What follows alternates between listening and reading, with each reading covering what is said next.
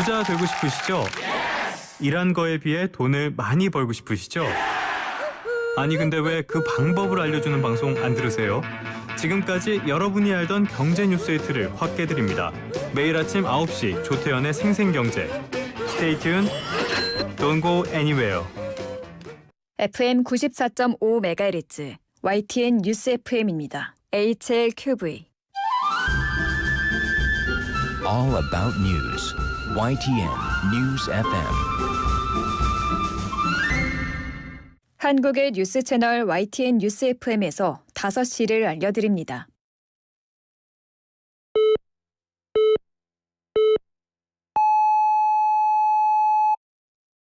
기사 넘어 세상을 전합니다.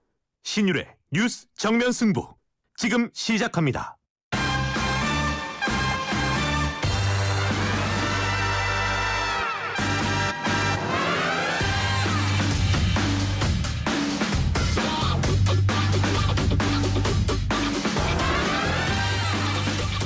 청취자 여러분 안녕하십니까. 신율의 뉴스 정면 승부 진행을 맡고 있는 명지대학교 정치외교학과 신율입니다.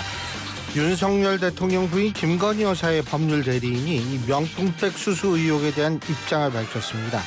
간단히 얘기하면 비열한 정치 공장이다 이 말인데요. 김 여사 측은 논란이 벌어진 7개월 만에 첫 입장을 밝힌 데 대해서 실체적인 진실을 공개하기로 결정했다라고 언급했습니다.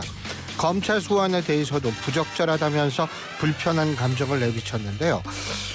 그런데 과연 이러한 그 불편한 감정 일반 국민들의 눈에는 어떻게 비춰질지 저는 그런 것들도 대통령실이 좀 감안해야 되는 것 아닌가 이런 생각이 들기는 합니다. 어쨌든 민주당은 이런 그 입장에 대해서 법적 책임을 지우려고 눈 가리고 아웅하는 변명이라고 비판하고 있는데요. 자, 지금의 상황 과연 어떤 상황으로 또 전개가 될지 저희가 지켜보겠습니다. 오늘 저희가 준비한 소식 말씀드리겠습니다. 2부에서는 한동훈 국민의힘 후보 캠프의 총괄 상황실장을 맡고 계시죠. 신지호 전 의원, 신지호 박사 만나보고요. 3부에서는 어제 발생한 트럼프 미국 대통령의 총격 사건에 대한 미국 현지의 얘기 들어보겠습니다. 4부에서는 여론의 신 김봉신 메타보이스 부대표와 함께하죠. 7월 15일 월요일 신율의 뉴스 정면 승부 지금부터 시작합니다.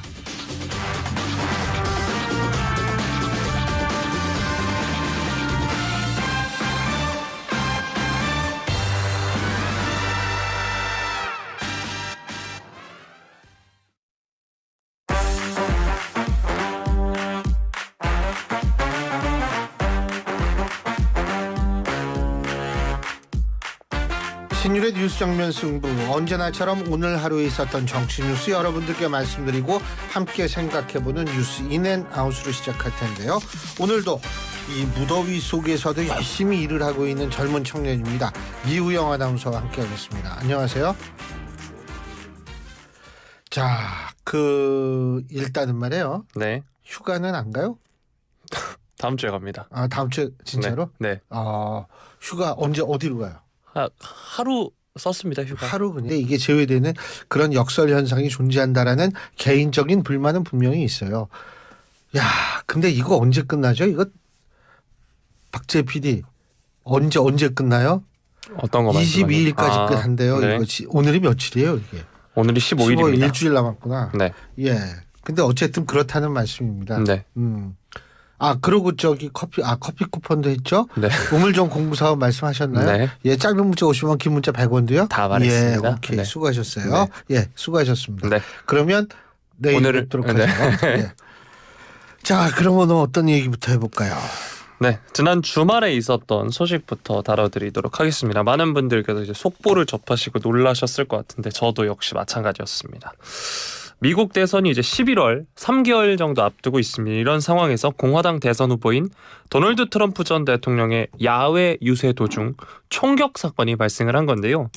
트럼프 전 대통령은 귀에 피를 흘리면서 병원에 둘러싸인 가운데 긴급히 대피를 했습니다. 다행히 총알이 스쳐 지나간 것으로 지금 확인이 되고 있고요. 총격범 현장에서 사망을 했습니다. 그리고 유세를 지켜보던 지지자 한 명도 희생된 것으로 지금 알려지고 있는데요. 미 사법당국은 이번 사건을 트럼프 전 대통령에 대한 암살 기도로 규정을 하고 본격적인 수사에 착수를 했습니다. 이 현지 시간으로 이제 미국의 공화당 전당대회를 이틀 앞둔 시점에서 오후 6시 5분 펜실베니아주 버틀러에서 마련된 야외 무대에서 이 트럼프 전 대통령 유세를 시작했습니다. 5분 정도 지난 가량에 어디선가 갑자기 총소리가 여러 발 울렸습니다. 트럼프 전 대통령은 직후에 오른손으로 오른쪽 목 뒤를 만진 후에 발언대 밑으로 급히 몸을 숙였고요. 바로 경호원 여러 명이 트럼프 전 대통령을 보호하기 위해 연단으로 뛰어 올라왔습니다. 이후 총격범이 쓰러졌다 이런 소리가 들렸고요. 총격범은 경호를 맡은 비밀 경호국 요원에 의해 사살됐다라고 합니다. 트럼프는 대피하기 직전에 잠깐만이라고 외치면서 고개를 내밀더니 주먹을 불끈 쥐어서 들어올리며 파이트, 싸우자고 3차례 외쳤습니다. 건재를 알리는 동시에 지지자들의 전투 의지를 북돋우는 메시지였는데요. 유세장의 지지자들은 USA를 연호하면서 격하게 호응했습니다. 게다가 알려진 바에 따르면 이제 그 신발을 신고 나가기 위해서 신발을 달라라고 경호원에게 이야기를 하는 장면도 지금 포착이 됐고요. 총격범으로 추정되는 사람이 사망했다라고 보도가 바로 나왔는데 미 연방수사국 FBI에 따르면 펜실베니아 출신 20세 백인 남성이다라고 이야기를 했습니다. 또 워싱턴 포스트에 따르면 이 용의자가 공화당 등록당원이다라고 이야기하기도 했고요. 정확한 범행 동기를 조사 중이라고 이야기를 하고 있습니다. 트럼프 전 대통령 일단 안전한 상황이고요. 백악관 경호국도 성명을 냈습니다. 경호국은 보호조치 시행에 들어갔고 트럼프 전 대통령은 안전하다. 이 건에 대해서 현재 조사하고 있으며 추가 정보는 가능할 때 공개할 예정이다라고 이야기했고요. 미국 정치권에서 이 총격 테러에 대해 규탄을 하면서 트럼프 전 대통령의 안녕을 기원했습니다. 대선 경쟁자인 바이든 대통령 역시 성명을 내고 트럼프 전 대통령이 안전하고 괜찮다는 이야기를 듣고 감사하게 생각한다. 이런 종류의 폭력은 미국에 발붙일 곳이 없다라고 말을 했고요. 또 별도로 대국민 연설에 나서 폭력 행위를 규탄하면서 트럼프 전 대통령과 통화하겠다 이런 입장을 밝혔고 민주당의 하킴 제프리스 하원 원내대표 어떤 종류의 정치 폭력도 절대 용납할 수 없다라고 말을 했습니다. 정치 담론이 정치 폭력으로 변질돼서 민주주의를 위협하는 상황에까지 이른 미국의 현주소를 드러냈다 이런 지적도 나오고 있고요. 극단적으로 양극화된 증오, 혐오, 분열의 정치가 방아쇠를 당겼을 가능성이 있다라는 분석도 나오고 있습니다. 자, 그런데 이 대선 후보를 공식 확정하는 밀워키 공화당 전당대회를 이틀 앞두고 터진 이번 피격 사건, 대선 판도를 뒤흔들 대형 변수가 될 전망이라고 합니다. 특히 공화당 인사들과 트럼프 캠프는 피를 흘린 채 주먹을 불끈 쥔 트럼프 사진을 소셜미디어에 올리면서 지지층 결집을 시도를 하고 있고요. 주요 외신과 정치 전문가 사이에서도 이번 암살 미수 사건이 트럼프의 지지층 결집을 가속화시킬 수 있다. 이런 이야기도 나오고 있습니다. 또 대선에 미칠 영향이 제한적일 수도 있다. 이런 예상도 나오고 있긴 한데요. 우리나라에서도 여야 정치권 모두 이에 대해서 이제 논평을 냈습니다. 규탄 성명을 냈는데요. 호준석 국민의힘 대변인, 국민의힘은 민주주의를 위협하는 정치 테러를 강력히 규탄하면서 극단 정치, 증오 정치를 근절하기 위해 앞장서 노력하겠다라고 이야기했고, 지난 1월에 총선 관련 일정 중 흉기 습기를 당한 이재명 더불어민주당 전 대표 역시 자신의 이 소셜 미디어에 글을 올렸습니다. 트럼프 후보를 상대로 벌어진 암살 테러를 강력히 규탄한다. 어떤 이유로든 폭력과 테러는 용납해서는 안 된다. 이렇게 이야기를 했는데요.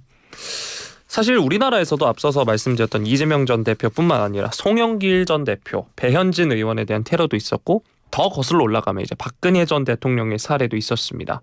바로 옆 나라인 일본에서는 고 아베 신조 전 총리가 이러한 총기 피습으로 사망하기도 했는데요. 극단적인 이 정치 테러 사건 전 세계적으로 발생을 하고 있습니다. 이 소식 뉴스인 부탁드리겠습니다. 제가 좀 아까 병커피를 뜯는 소리가 좀 컸던 모양이에요. 예. 근데 제가 이렇게 볼 때 일단 드릴 말씀이 좀 있는데 이 정치인 테러의 테러범이 크게 두 가지 유형이에요. 하나는 정신적으로 조금 많이 아픈 사람이 범행을 저지르는 경우가 있죠. 아니면 개인적인 동기가 있는 거. 아베 신조 같은 경우에는 통일교와 관련돼 있다. 이렇게 지금 알려지고 있는데 아베 신조 전 총리의 테러범은. 그런데 사실 지금 미국 같은 경우에는 저는 과거 11명의 대통령이 테러를 당해서 4명의 대통령이 현직 대통령이 목숨을 잃었습니다. 지금 제가 이 말씀 드리는 이유는 현재 그 트럼프 대통령의 총격 피습 사건은 두 가지의 사실은 이 역설이 존재하기 때문에 그렇다고 생각합니다.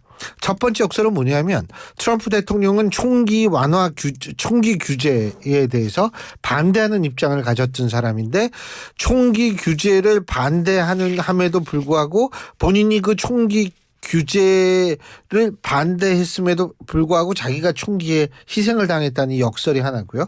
두 번째는 뭐냐면 미국에서 팬덤을 갖고 있는 정치인은 버니 샌더스, 도널드 트럼프 전 대통령 두 명 정도인데 이 팬덤이라는 게 뭐냐면 이게 정치의 감성화에 극대화된 형태가 팬덤이거든요.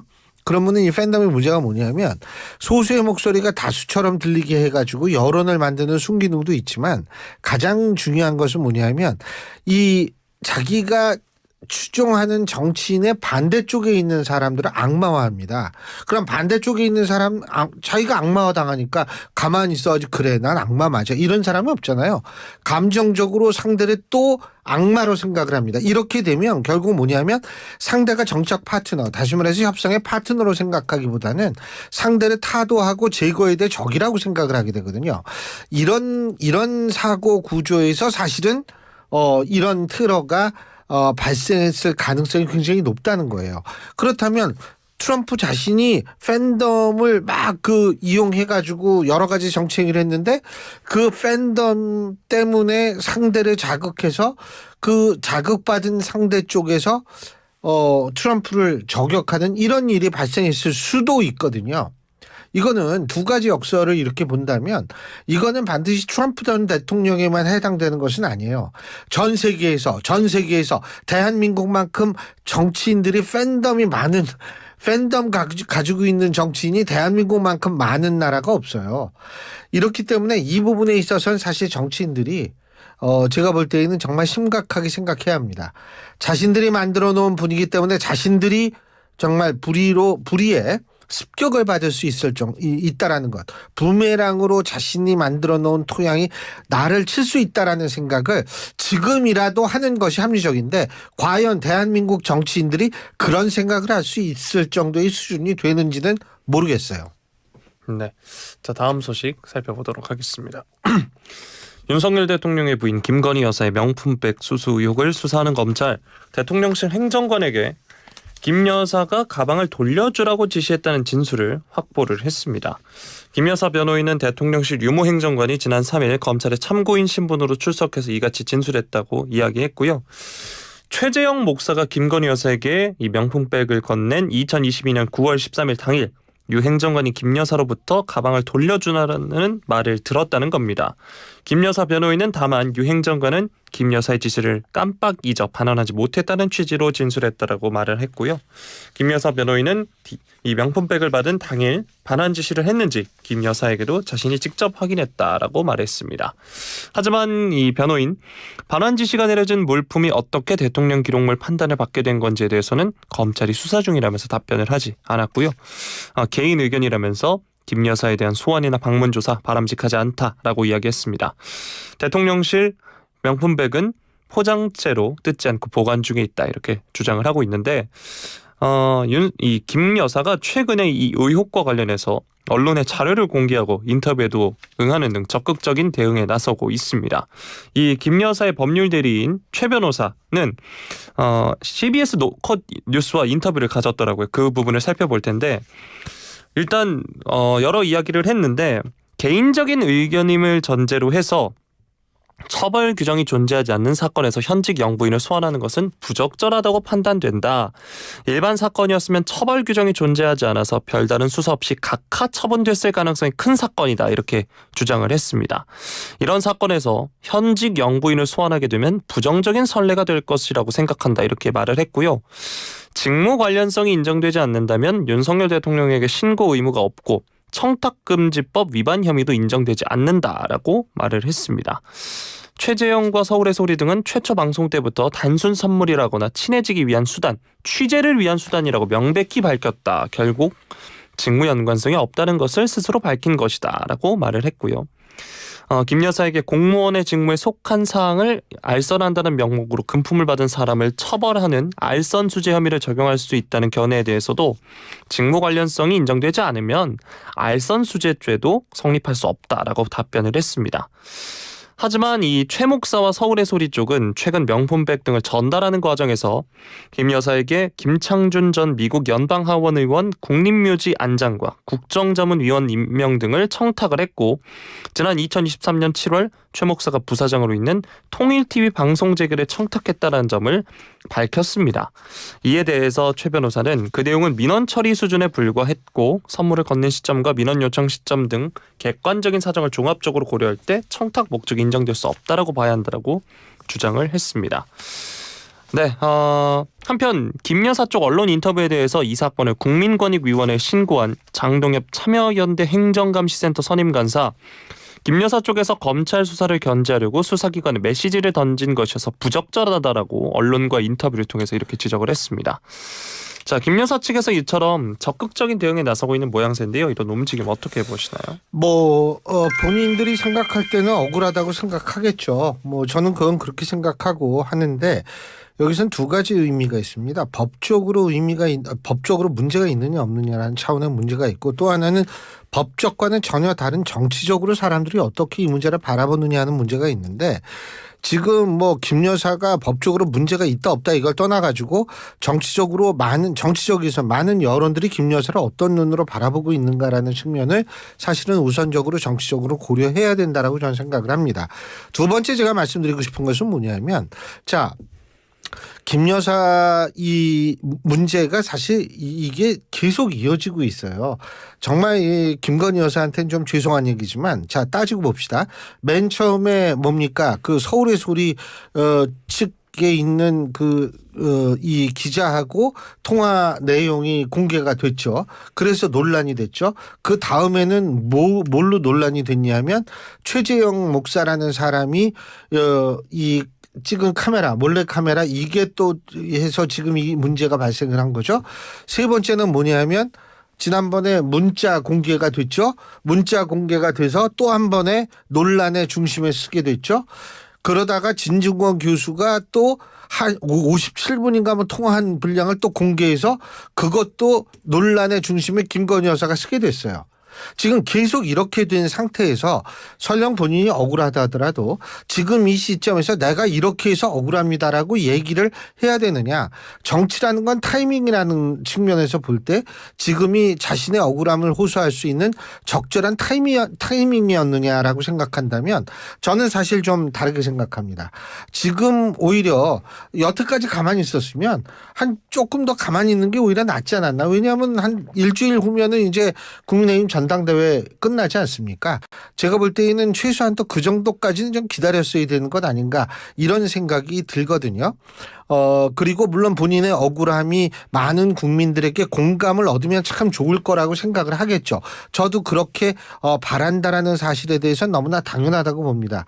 근데 진짜 이 바람과 현실이 같아질 수 있는가에 대해서는 저는 의구심을 갖습니다.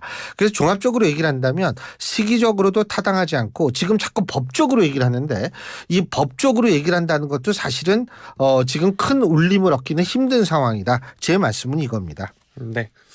자, 다음 소식은 시청역 역주행 사고 관련 소식입니다. 9명의 사망자를 낸 서울 시청역 역주행 사고와 관련해서 국과수가 운전자가 가속 페달을 오조작했을 가능성이 크다 이렇게 판단을 했습니다. 오늘 경찰이 가해 차량의 EDR 자동차용 영상사고 기록 장치 등을 분석을 했는데요. 국과수 정밀 감정 결과를 지난주 11일에 통보받았다라고 밝혔습니다. 국과수 분석에 따르면 가해자 차모 씨가 가속 페달을 3개 밟은 정황이 드러났다라고 하고요. 브레이크 결함은 발견되지 않았다라고 이야기했습니다. 지난 2일 사고가 발생한 직후 국과수가 경찰로부터 가해 차량, 블랙박스 영상, 호텔 및 사고 현장 주변 폐쇄 회로 영상 등 자료 6점을 받아서 정밀 감식에 들어갔습니다. 또 현장 체증도 들어갔다고 하는데요. 이 교통사고 정밀 감정 결과 자체가 원래 보통 1, 2개월 정도 걸리는데 사안의 중대성을 감안해서 빠르게 결론을 냈다라고 합니다. 오늘 서울경찰청장이 직접 기자간담회를 가졌는데 지난주 목요일 11일에 이 감정 결과를 통보받았다라고 하고요. 국과수 감정 결과가 운전자 과실이라는 일부 언론 보도 내용에 대해 오보는 아니다라고 직접 이야기를 했습니다. 여러 부분에서 사고 원인을 파악할 근거가 있었고 기대하지 않았던 것에서도 결정적인 증거가 나왔다라고 말을 했습니다. 그동안 사고 운전자는 브레이크가 딱딱했다는 등 차량 결함을 주장을 해왔습니다. 이 가해 차량 운전자 조사 2차례 진행이 됐는데 경찰은 운전자의 건강 상태를 따져서 조만간 추가 조사에 나설 계획이다라고 이야기를 하고 있고요. 일단 이 차 씨는 계속해서 차량 급발진 사고라는 주장을 고수했습니다. 경찰 쪽에서 결국 운전자 과실로 판단하는 모양새입니다. 차량 결함이 아니다 이런 이야기인데요. 이 소식 뉴스인 부탁드리겠습니다. 저는 뭐 이게 진실이 우리가 알 수 있는 상황은 아니지만 일단 지금 상황으로는 경찰의 수사 결과를 우리가 좀 더 신빙성 있게 바라볼 수밖에 없는 입장이라는 걸 제가 먼저 말씀드립니다. 알 수는 없지만. 두 번째 제가 말씀드리고 싶은 것은 대한민국에서 급발진이라고 주장하는 사고, 이 급발진 주장이 대한민국이 전 세계에서 제일 많다는 거예요.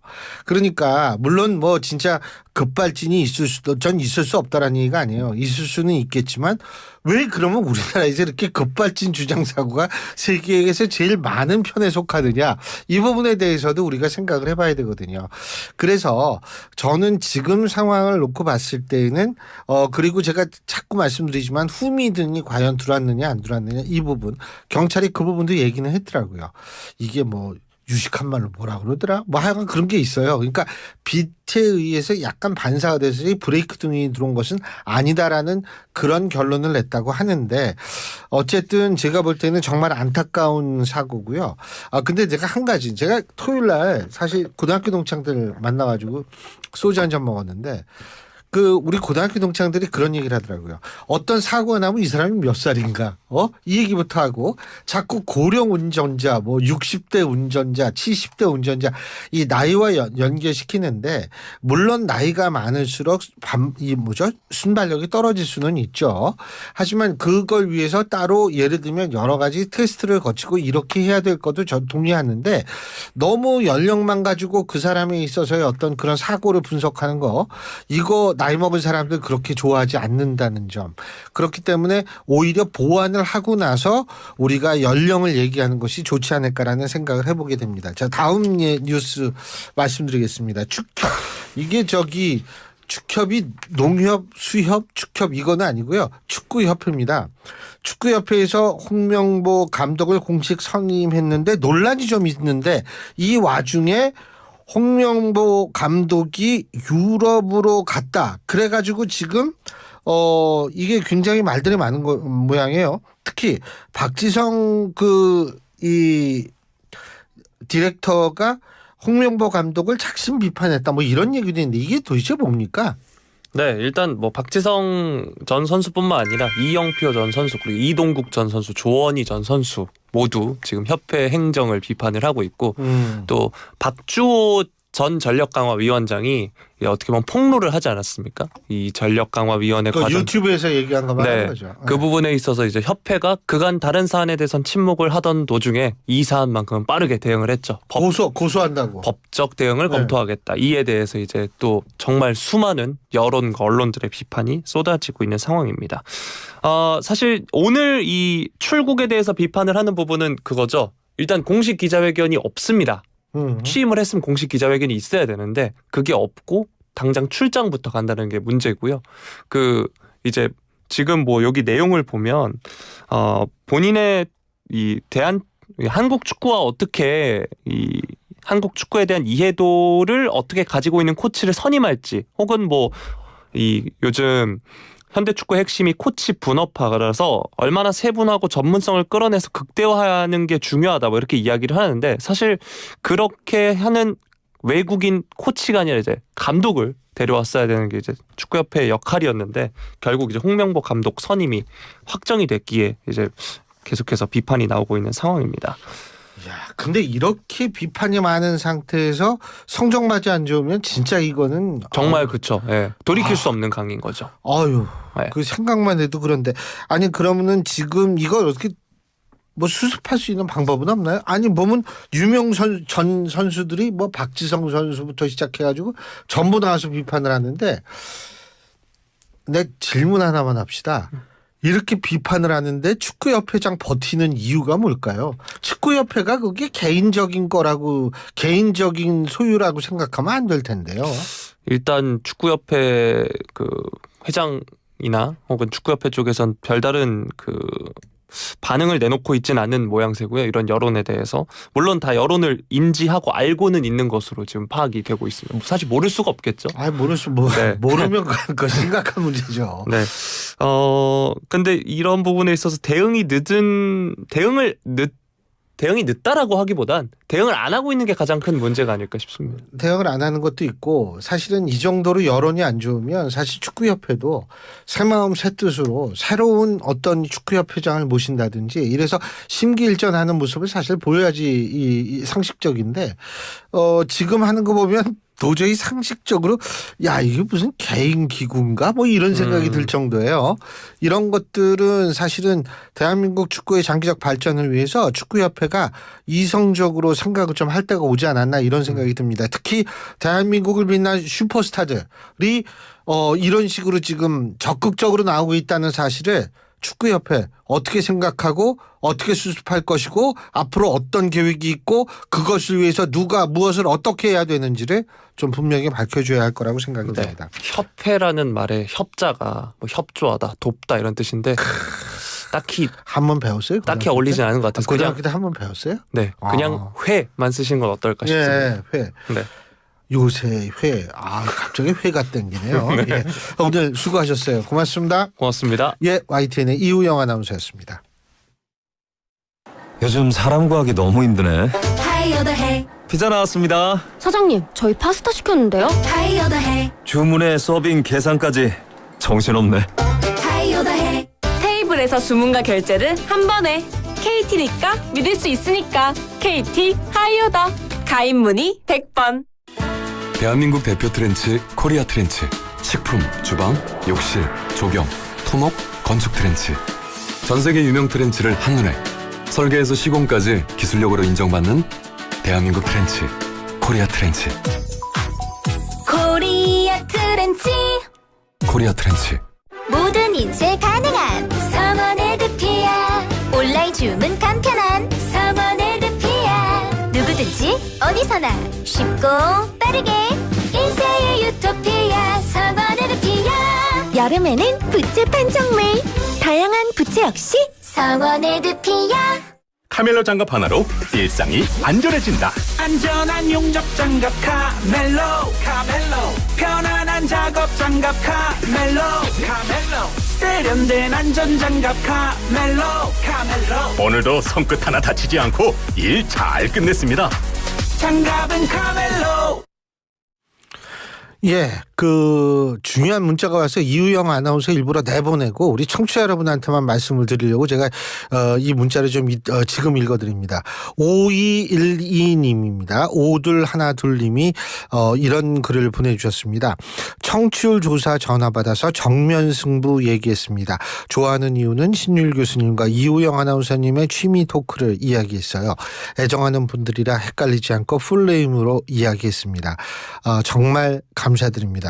이우영 아나운서가 이 소식을 들으면 내일 또 업돼가지고 오버할 수 있기 때문에 제가 미리 내보내고 이 문자를 읽어드린 겁니다. 5212님 진심으로 감사드립니다. 자, 신율의 뉴스 정면 승부 1부 순서는 여기서 줄입니다. 잠시 뒤 2부에서 뵙겠습니다. 안녕하세요. 노란우산 홍보대사 정준호입니다. 안녕하세요. 노란우산 홍보대사 남보라입니다. 보라씨, 사장님들이 노란우산을 쓰는 이유 아세요? 꿈을 쓰는 것과 노란우산을 쓰는 게 같아서 아닐까요? 네, 맞아요. 그래서 노란우산은 연 최대 500만 원 소득공제, 연복리 효과로 퇴직금 역할은 물론 공제금 압류 금지와 경영 세무 상담으로 사장님의 소중한 꿈을 응원하고 있습니다. 대한민국 사장님은 꼭 가입하셔야 할 사장님 지원 플랫폼 노란우산. 노란우산 쓰세요. 경기도민이라면 시내버스 환급, 광역버스 환급, 다 된다 더 된다. 신분 당선 환급, GTX 환급, 다 된다 더 된다. 더 경기 패스. 경기도민을 위한 대중교통 무제한 환급 카드 더 경기 패스. 자세한 내용은 더 경기 패스를 검색하세요. 아침 출근길엔 신나는 배승희의 뉴스 파이팅이 있다면 퇴근길엔 뭘 들으면 좋을까요? 오후 5시부터 7시까지 이슈를 콕콕 찍어주는 신율의 뉴스 정면 승부 꼭 한번 들어보세요.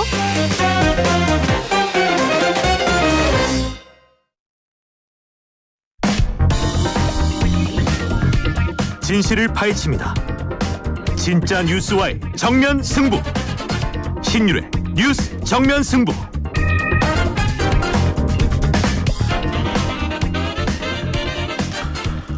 신율의 뉴스 정면 승부 2부 시작합니다. 오늘 2부 정면 인터뷰에서 만나볼 분, 국민의힘 지금 현재 이 당대표 경선에 나가신 후보 중에 한 분이죠. 한동훈 후보 캠프 총괄 상황실장을 맡고 계신 신지호 전 의원 연결해서 캠프의 입장 직접 들어보겠습니다. 의원님 안녕하세요. 네, 안녕하세요. 예. 아유, 요새 굉장히 바쁘실 것 같아요. 예? 예, 좀 눈코 뜰 새 없이 바쁩니다. 아니, 결선 투표, 이게, 갈 확률은 지금 캠프에선 몇 퍼센트로 보고 계세요?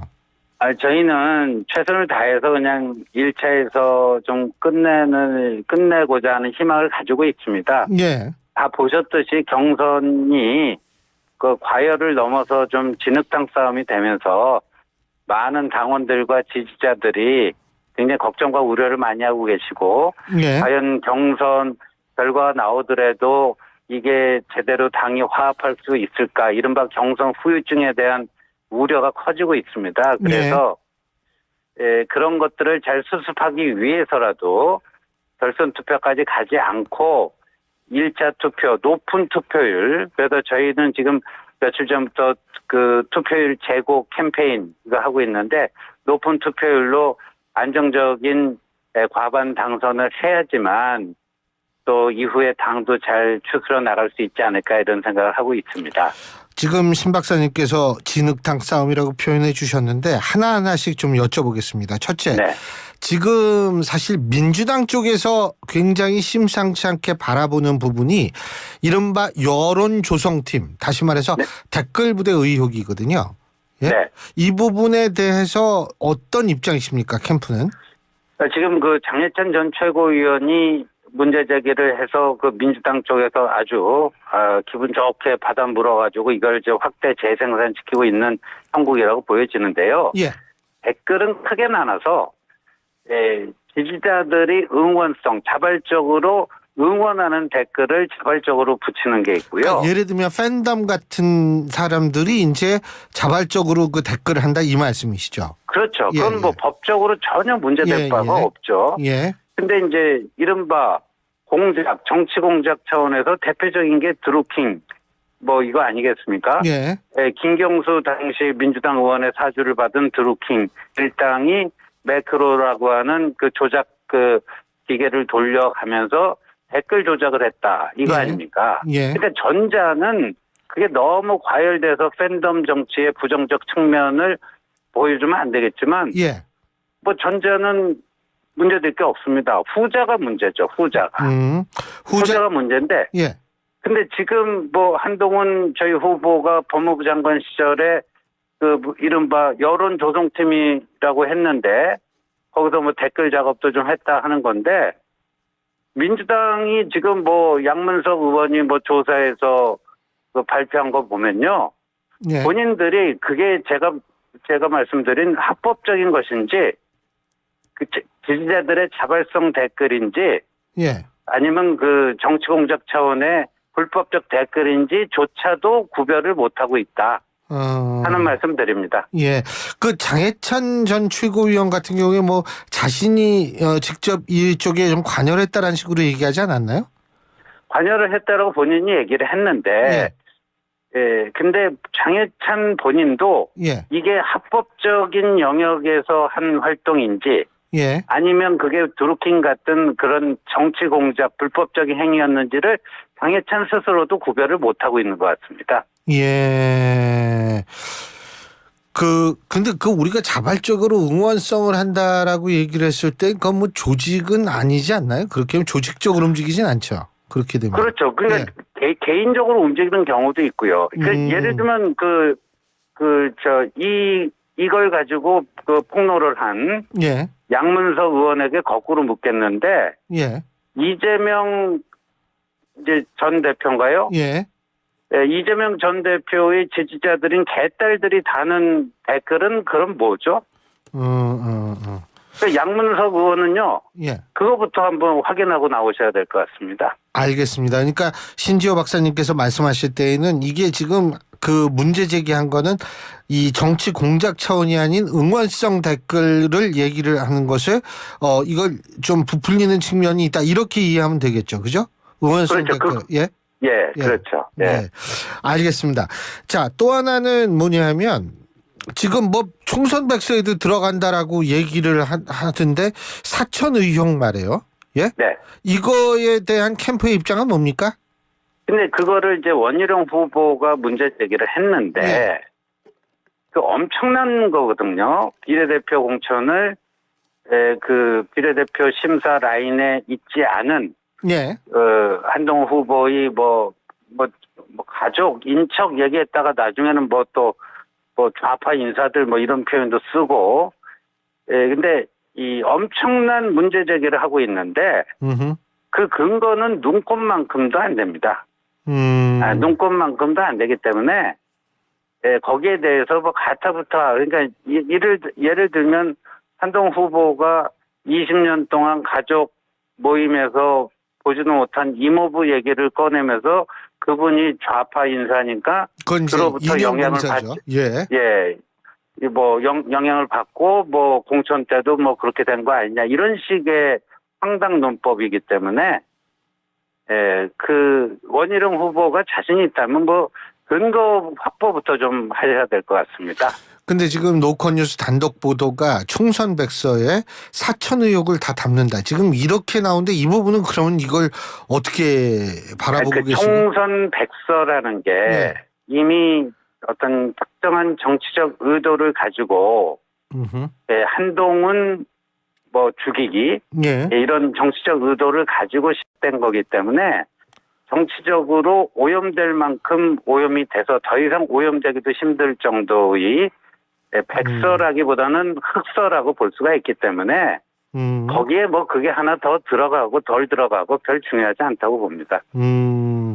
그 1심 논란 같은 경우에도 담는다 그러는데 그 뭐 1심 논란 같은 경우에는 이미 상당히 여러 사람에 의해서 어느 정도의 실체는 좀 드러나고 있는 것 같아요. 그렇지 않습니까? 예. 2심 논란의 경우에는 그래도 이제 진상이 진상이 어느 정도 이제 밝혀졌다 이런 생각이 드는데 그런데 이제 정치적으로 보면요, 정무적으로 보면 도대체 누구를 위한 논쟁이었는가? 도대체 누구를 위한 논쟁이었는가?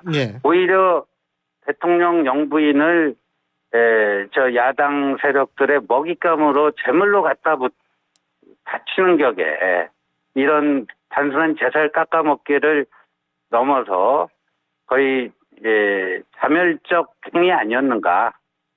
뭐 이런 참 안타까움을 지울 수가 없습니다. 자, 그리고 제가 지금 여쭤볼 것은 이른바 여론조사 공표 문제입니다. 그런데 구체적인 수치는 말씀해 주시 마십사 제가 부탁드리는 게 이 여론조사에 어떤 그 출처라지 이런 게 아직 확실하지가 않기 때문에 그거는 그냥 수치는 말씀하지 마시고 지금 타 후보 캠프에서 여론조사 한동훈 후보 캠프에서 이 공표하지 않았느냐? 예? 지금 이러고 있잖아요. 근데 한동훈 후보 측 지금 신지호 박사님, 신지호 의원님의 그 캠프에서 그 속해 있는 캠프의 공식 입장은 우리랑 상관없다 이거죠. 그게 그 84만 명의 당원 명부를 며칠 전에 중앙당에서 배부를 해줬고요. 누구한테요? 각 후보 캠프에요? 각 후보에게. 각 후보 캠프에 배부를 해줬고 거기서 그걸 가지고 자체 여론조사하는 거는 문제없다. 다만 그 결과를 공표하거나 배부하거나 게시해서는 안 된다. 그래서 금지되는 행위가 세 가지입니다. 여론조사 결과를 공표, 게시, 그다음에 배포 이 세 가지거든요. 그러니까 이거는 아마 다른 캠프도 한 걸로 듣고 있습니다. 자체 여론조사를요. 그래서 저희들도 했고요. 그 결과를 이제 캠프 구성원들과 이제 어느 정도 선에서 공유를 했습니다. 공유를 했는데 그 결과를 뭐 한 언론에서 취재했다고 보도를 하게 된 겁니다. 그래서 저희 캠프 차원에서 이 공표를 한 적이 없습니다. 공개적으로 발표를 한 적이 없고요. 그러니까 내부에서 공유 자료로 갖고 있었던 걸 누군가가 그냥 흘린 것이지 캠프 차원에서의 어떤 그런 행위는 아니다. 이겁니까? 그렇죠. 그러니까 그 조사 결과를 공유하고 있었던 저희 캠프 구성원 중에 누군가에게 그 기자가 취재를 해서 이렇게 쓴 건지 아니면 뭐 다른 루트를 통해서 그게 또 뭐 들어간 건지 저희들로서는 이 캠프라는 게 정규 조직이 아니다 보니까 뭐 이런 이른바 시큐리티 체크라고 하는 그런 보안 점검 이런 것들을 아주 뭐 정규 조직처럼 하기가 힘든 그런 거죠. 그래서 이게 저희들이 사실상 확인할 수 없는 그런 좀 영역입니다. 그러면은 지금 당 선관위에서도 뭐라고 얘기 안 하나요? 당 선관위에서는 저희들이 그거를 의도적으로 뭐 흘렸다든가, 이런 뭐 무슨 근거가 있어야 되지 않겠습니까? 최소한 정황 증거라도. 그게 없기 때문에 당 선관위에서도 뭐 오늘 한 신문에서는 비공개 뭐 주의를 줄 예정이다 이렇게 나왔는데 아직 당 선관위에서 저희들한테는 어떠한 그 의사 전달, 의사 표시도 없는 상태입니다. 알겠습니다. 자, 그리고 지금 요새 언론에 심심치 않게 나오는 얘기가 뭐냐면 나경원 후보와 원희룡 후보가 단일화할 것인가 이런 부분인데요. 한동훈 후보 캠프 측에서는 어떻게 바라보고 계십니까? 그건 뭐 저희들이 개입할 수 있는 문제도 아니고 저희들은 뭐 단일화가 되면 되는 대로 안 되면 안 되는 대로 하여간 최선을 다해서 아까 말씀드린 그런 목표를 달성하기 위해 최선을 다하겠다. 그거 말고는 없습니다. 그러니까 죄송하지만 뭐 별 신경을 안 쓴다 이렇게 해도 될까요? 알겠습니다. 지금 그리고 이제 한참 김건희 여사 1심 문제가 나오고 계속 이랬는데 오늘 또 김건희 여사 측의 이 법률 대리인이 이 명품백 논란이라는 거 이거 굉장히 억울하다라는 식의 어떤 입장을 발표를 했습니다. 제가 여쭤보고 싶은 것은 지금 전당대회가 진행되고 있는 과정에서 더군다나 1심 논란도 등장을 했고 막 이런 상황에서 김건희 여사 법률 대리인이 또 이런 얘기를 하는 거 이거 어떻게 판단하고 계신지 좀 궁금해서 여쭙겠습니다. 그러니까 뭐 어떤 그 배경에서 그런 서면 인터뷰가 이루어졌는지 뭐 그거는 저희들로서는 알 수가 없습니다. 알 수가 없지만 저희들은 이제 정당이라는 테두리 내에서 정치 활동을 하는 사람들이기 때문에 이런 그 사법적인 문제에 있어서도 어떤 법리적으로 옳고 그르고 그게 1차적으로는 중요하겠지만 예. 이 대통령 배우자 그러면 이미 고도의 어떤 그 사람들이 바라볼 때 정치적 존재로 인식하지 않겠습니까? 예, 예, 그렇죠. 그러다 보니까 예. 단순한 법리만 가지고 뭐 판단할 수 있는 문제는 좀 아니다. 고도의 정무적 판단까지 같이 종합적으로 이루어져야 되는 거 아닌가? 그 정도의 생각을 하고 있습니다. 알겠습니다. 그 뭐 고도의 정보적 판단. 자, 그 개혁신당에서는 뭐 이 대통령 배우자법을 만들자 뭐 이런 얘기를 하는 건데 이거는 사실 전당대회 과정에서 이거까지 얘기할 저거는 없죠. 그 이유는 없죠. 그것까지는 아직 아닌 것 같고요. 그렇죠. 예. 그리고 이미 당 차원에서 나온 얘기가 있지 않습니까? 예. 제2부속실 설치, 그다음에 특별감찰관 임명, 그거조차도 이루어지지 않고 있기 때문에 아마 이제 이 전당대회가 끝나면 그 두 가지 이슈를 어떻게 할 것인지, 뭐 그게 뭐 과제가 될 것 같습니다. 지금 뭐 만일 말이에요. 우리가 가정을 할 때 한동훈 후보가 당대표가 된다라고 가정을 했을 때 지금 저 상대당 저기 어딥니까? 그 이 민주당도 뭐 이재명 대표가 뭐 하고 있고 지금 김두관 전 의원께서도 출마하고 있고 그렇게 되고 있지 않습니까? 그죠? 네. 어떻게 보세요? 카운터파트 지금 상대당의 지금 이 모습을 그리고 한동훈 후보가 만일 당대표가 된다라고 가정을 했을 때 좀 상대하기 쉬운 쪽은 이 당대표는 누구일까? 어떻게 보십니까? 뭐 저희는 뭐 이재명 당대표를 뭐 대전제로 하고 이렇게 움직이고 있는 거고 또 그렇게 될 거라고 봅니다. 오히려 민주당이 민주적 다양성을 완전히 상실하고 이재명 사당화로 일색화돼 가고 있는 것이 저희 당으로서는 엄청난 기회 요인이다. 그 대한민국이 선진국으로 오기까지 산업화와 민주화라고 하는 이 두 가지 대성공이 있었는데 저희 보수당은 이제 산업화라고 하는 그 서사를 가지고 있는 거고 그 민주당이 민주화라고 하는 서사를 갖고 왔는데 이제는 오히려 그 당에서 민주주의가 실종되고 이번 전당대회를 통해서도 확인되듯이 저희 국민의힘은 민주적 다양성은 너무 있는 거 아닙니까? 너무 과열되다 보니까 문제 아닙니까? 그렇죠. 그래서 오히려 진정한 민주정당으로 거듭나서 더불어민주당은 가짜 민주당이고 진짜 민주주의를 하는 정당이 국민의힘이다. 그거를 말이 아니라 실천을 통해서 보여줄 수 있는 절호의 기회를 저희들이 만났다 이렇게 보고 있습니다. 만일 한동훈 위원장이 당대표가 되면 국민의힘 지지율이 어느 정도 끌어올릴 수 있다라고 보십니까? 지금 컨벤션 효과를 저희들이 최대한 끌어올리도록 그러니까 단순히 당선됐기 때문에 그 기운을 받아서 올라가기보다는 당선된 이후에 정말 국민 대다수가 수긍할 수 있는 그 개혁 조치들을 신속하게 실행함으로써 그 전당대회 효과 이런 거를 좀 만들어 가 보고자 생각하고 있습니다. 만일 한동훈 후보가 당대표가 된다고 가정했을 때 지금 상대 후보들이나 소위 말하는 계파들이 뭐 한 번에 이 한동훈 후보가 당대표가 됐으니까 우리 이제 원팀이다 이렇게는 되지 않을 거 아닙니까? 조금 흔들려는 시도도 있고 이럴 가능성이 있는 거 아니에요? 어떻게 보십니까?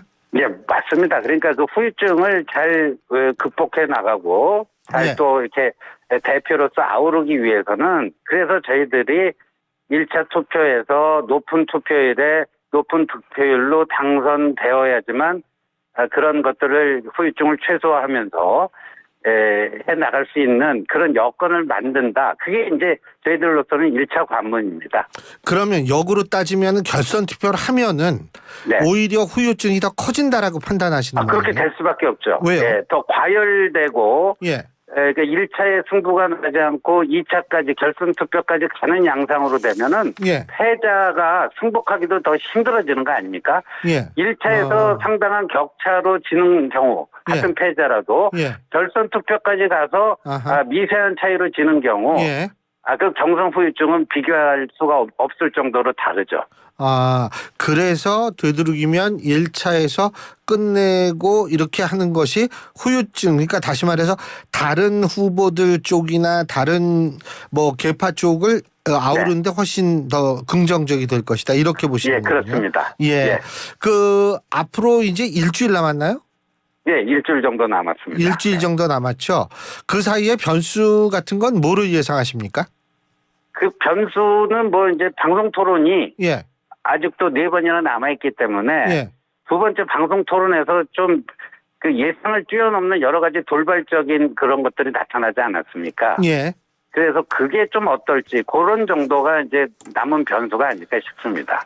예, 잘 알겠습니다. 어쨌든 끝까지 이 페어플라이 공정한 게임이 되도록 많은 노력 기울여 주시기 바라겠고요. 오늘 말씀 잘 들었습니다. 고맙습니다. 예, 감사합니다. 예, 지금까지 국민의힘 당대표 경선에 출마한 한동훈 후보 캠프의 총괄 상황실장을 맡고 있는 신지호 전 의원이었습니다. 현빈입니다. 소파 고를 땐 살펴봐야 할 게 정말 많죠. 번거롭다고요? 그럼 이거 하나만 따져보세요. 사람들이 많이 찾는 소파인지 아닌지. 소파 브랜드 인지도 1위. 변함없는 1등 소파. 결국 자코모. 21, 22, 23년 엠브레인 소파 브랜드 인지도 조사 기간 한정.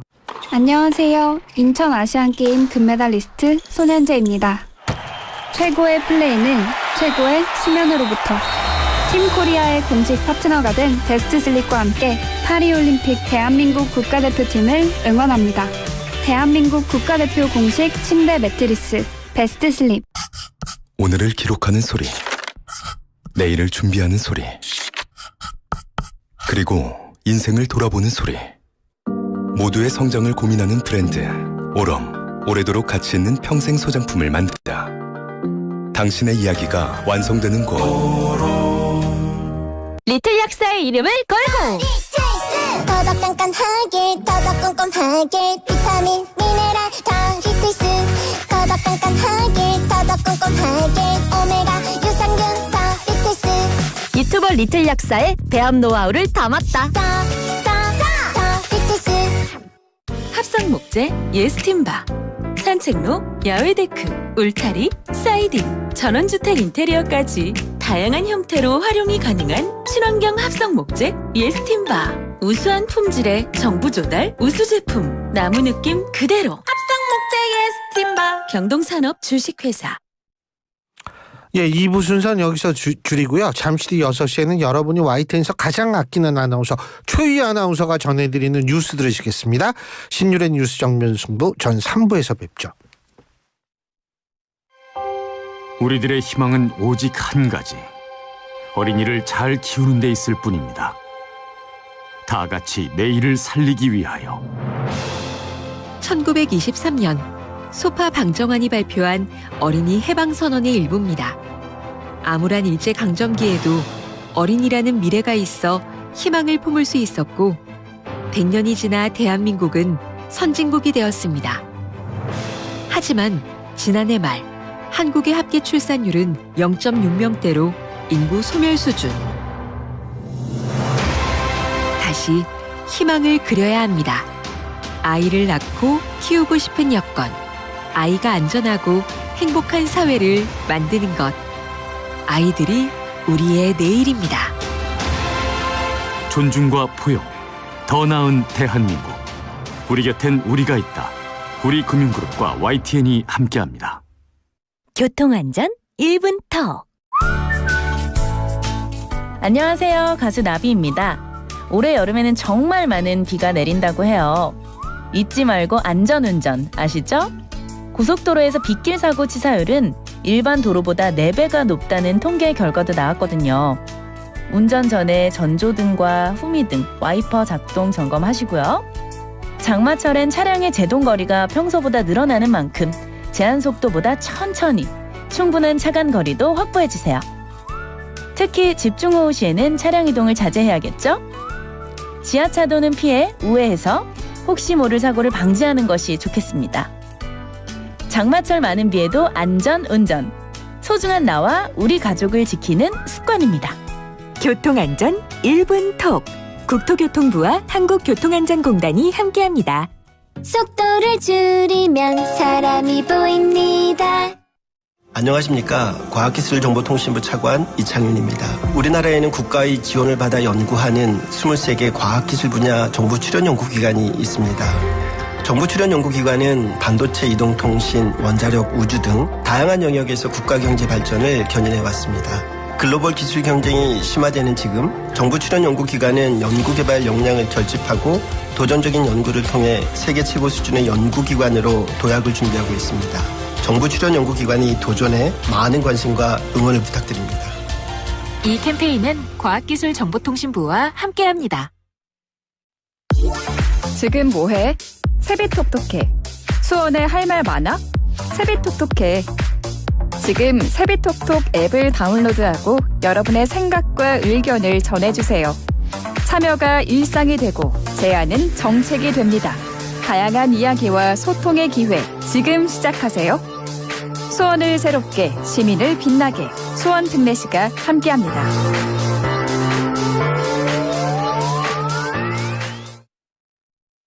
지금 시각은 5시 57분입니다. YTN News FM. 삼성과 함께하는 YTN 라디오 57분 날씨와 교통정보입니다. 오늘 삼복더위의 시작을 알리는 초복입니다. 오늘 서울은 31.2도까지 올랐고요. 경기도 여주 금사면은 35.4도까지 치솟았습니다. 전남 일부 지역으로도 폭염특보가 확대되고 있고요. 앞으로 남부와 제주에도 찜통 더위가 찾아오겠습니다. 내일도 본격적으로 비가 오기 전까지 여전히 날은 후덥지근하겠고요. 한낮에 서울과 춘천은 30도, 제주는 32도까지 올라서 무척 무덥겠습니다. 여름철 건강관리에 힘쓰셔야겠습니다. 서울시내 자동차 전용도로 위로는 올림픽대로 공항 쪽으로 동호대교와 한남대교 사이 1차로 쪽에 사고 구간이 확인되고 있고요. 영동대교부터 교통량도 많아서 사고 구간을 혼잡하게 통과하고 있습니다. 후로는 원효대교까지 그 정체가 이어지고 있고요. 서강대교에서 가양대교까지도 답답합니다.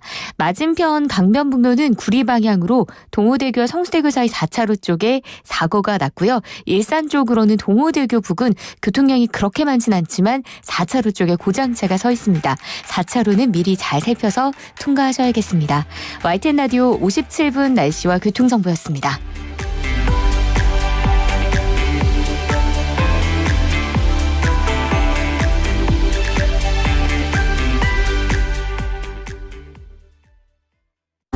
이주 배경 인구 250만 시대. 그 속에 우리 친구들도 있습니다. 승원이와 농구 대결을 좋아하는 모이부도, 하늘이와 떡볶이를 먹으며 수다를 즐기는 카리나도. 우리에게 중요한 건 우리 모두 친구라는 사실. 우리는 모두 우리입니다. 공익광고협의회. FM 94.5MHz YTN 뉴스 FM입니다. HLQV.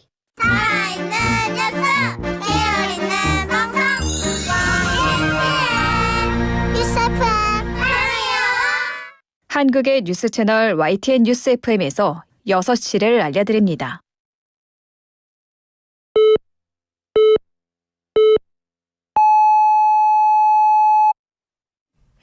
YTN 뉴스 FM 6시 뉴스입니다. 이 시간은 YTN 제공입니다. 국민의힘 원희룡 당대표 후보는 전당대회 남은 기간 결선 투표로 갈 가능성이 아직도 굉장히 높다며 한동훈 후보의 대세론이 일단은 꺾였다고 주장했습니다. 원 후보는 KBS 라디오 인터뷰에서 어차피 대표는 한동훈이란 어대한 기류가 꺾였느냐는 질문에 당정 관계와 한 후보가 칠상병 특검법을 주장하는 것에 심각한 문제 제기가 됐다며 이같이 답했습니다. 이어 거듭 한 후보를 겨냥해 지난주 2차 TV 토론회를 언급하며 계속 끼어들고 옆에서 쫑알쫑알하는 등 정치 경력 25년 동안 처음 겪어보는 스타일이라고 비난했습니다. 나경원 후보와의 연대 가능성에는 언론에서 물어보니까 열려있다고 불가피하게 말한 게 전부라면서도 돕게 되면 나 후보가 자신을 돕게 될 거라고 예상했습니다. 더불어민주당 김두관 당대표 후보 측은 후보자 정견 발표도 듣지 않고 사전투표를 시작하는 등 전당대회 일정이 비민주적이고 불공정하다고 비판했습니다. 김 후보 캠프 배광순 대변인은 논평을 내 이 같은 내용이 담긴 중앙당 선관위 선거시행 세칙과 선거 일정의 유감을 표명하고 재검토를 촉구했습니다. 백 대변인은 또 30%가 반영되는 국민 여론조사의 경우 역선택 방지를 이유로 전 국민이 아니라 민주당 지지층과 무당층만을 대상으로 하면서 여론을 제대로 반영하지 못한다고 지적했습니다. 이어 최종 경선 후보가 확정되기 전 경선 규칙을 확정하면서 경선 당사자인 후보들의 입장을 듣고 반영하는 시간도 없었다고 덧붙였습니다.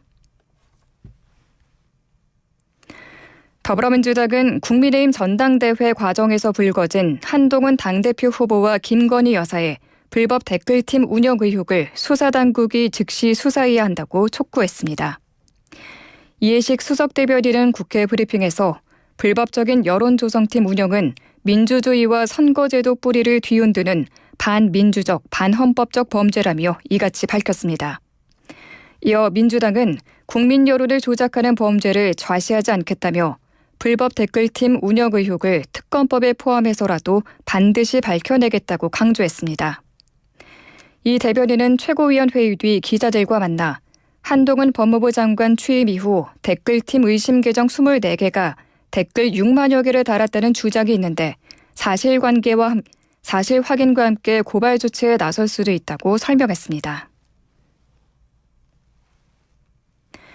김건희 여사의 명품 가방 수수 의혹을 수사하는 검찰이 가방 실물 확보를 위한 조율에 나섰습니다. 서울중앙지방검찰청은 김 여사 측과 이르면 이번 주 안에 가방 실물을 확보하기 위한 조율에 나선 것으로 알려졌습니다. 이 과정에서 검찰은 대통령실에 공문을 보내 명품백 제출 의사를 확인하는 방식을 유력하게 검토하고 있는 것으로 전해졌습니다. 지난 1일 정진석 대통령 비서실장은 국회에 출석해 김 여사가 받은 명품 가방을 포장 그대로 대통령실 청산에 보관하고 있다고 밝혔습니다. 도널드 트럼프 미국 전 대통령이 유세장 피격 뒤 첫 언론 인터뷰에서 공화당 전당대회 연설문을 통합을 강조하는 내용으로 다시 썼다고 밝혔습니다. 트럼프 전 대통령은 현지 시간 14일 미 보수 성향 매체 워싱턴 이그제미너 인터뷰에서 하루 앞으로 다가온 공화당 전당대회를 앞두고 미국 전체는 물론 세계가 함께 뭉칠 기회라는 내용의 연설을 준비했다며 이같이 말했습니다. 그는 역사의 요구에 부합하는 연설이 될 것이라며 우리나라를 하나로 모을 수 있는 기회이며 나에게 그런 기회가 주어졌다고 강조했습니다. 16명의 사상자를 낸 시청역 역주행 사고와 관련해 국과수가 운전자 과실이라고 판단한 것으로 확인됐습니다. 조지호 서울경찰청장은 오늘 기자들을 만나 지난 11일 국과수에서 감정 결과를 받았다며 기대하지 않았던 쪽에서도 몇 가지 결정적인 게 나왔고 전반적으로 심증을 형성하기에 부족함이 없다고 평가했습니다. 국과수는 또 사고 당시 켜진 것으로 알려진 후방등은 가로등이나 건물 빛이 반사돼 불이 들어온 것으로 보이는 난반사나 외부 충격에 의한 전자적 결함으로 켜졌을 가능성이 있다고 본 것으로 전해졌습니다. 경찰은 국과수 감정 결과를 바탕으로 사고 차량 운전자에 대한 조사를 이어갈 예정인데 조사 과정과 내용이 구속영장 신청 등 신병을 판단하는 데 중요한 요소가 될 거라고 밝혔습니다. 끝으로 날씨입니다. 습도가 높아 오늘도 후덥지근합니다. 내일 오후부터는 전국에 장맛비가 내리겠습니다. 오늘 밤부터 내일 오전 사이 남해안을 중심으로 강한 비가 오겠고 모레 새벽부터는 중부지방에 시간당 30mm 안팎의 강한 비가 예상됩니다. 예상되는 비의 양은 중부지방에 30에서 80, 많게는 100mm 이상이 쏟아지겠고 남해안에도 최대 80mm 이상의 많은 비가 예상됩니다. 피해 없도록 조심하셔야겠습니다. 내일 아침 기온 서울 24도, 전주 24도로 오늘과 비슷하겠고 서울의 한낮 기온 30도, 대구 29도로 남부지방은 오늘보다 높습니다. 서울 지역 현재 기온 30.9도, 습도는 58%입니다. 아나운서 최유였습니다. 안녕하세요. 상상을 현실로 만드는 건축가 이성범입니다. 넘치는 크리에이티브로 마음을 움직이는 공간을 설계하기 위해 제가 선택한 건 GW CAD입니다.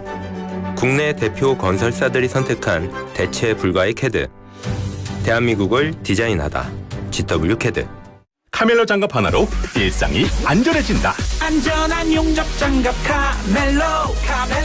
편안한 작업 장갑 카멜로.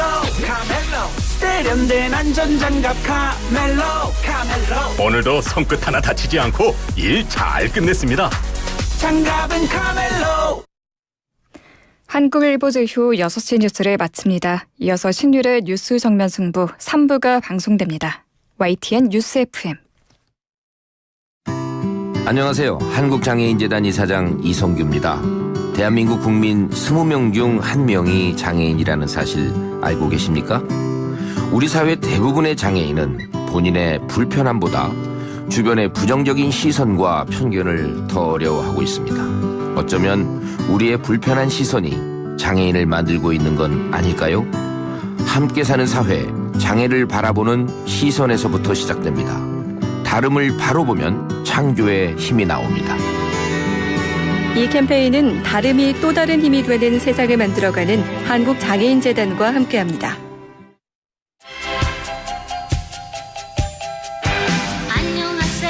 왔어요. 또 왔어. 그날이 왔어요.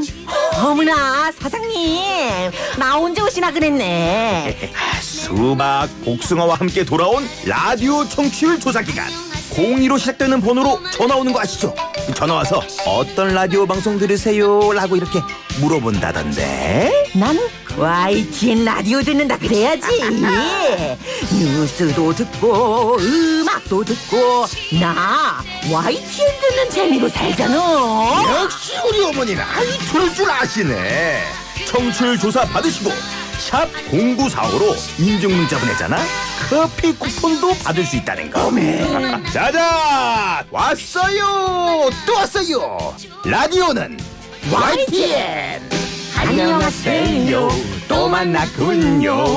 다시는 못 경기도민 일상에 더 나은 변화를 위해 경기도의회는 고민합니다. 경기도민의 시선으로, 경기도민의 마음으로 오늘보다 나은 내일을 만들려는 노력, 바로 경기도의회의 길입니다. 협치로 함께한 2년, 함께할 2년. 제11대 경기도의회가 여러분 곁으로 한 걸음 더 다가갑니다. 경기도민이 행복한 경기도의회 새 여정, 지금 시작합니다. 이 캠페인은 경기도의회가 함께합니다. 제주 삼다수와 함께하는 YTN 캠페인 생명의 근원 물.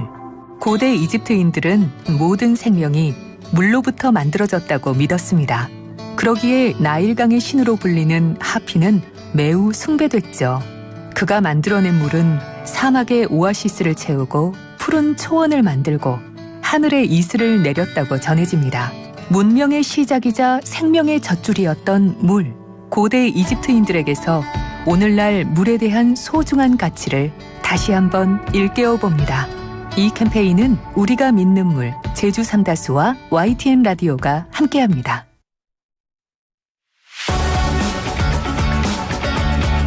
치우치지 않은 공정함에 깊이 있는 분석을 더했습니다. 신율의 뉴스 정면 승부.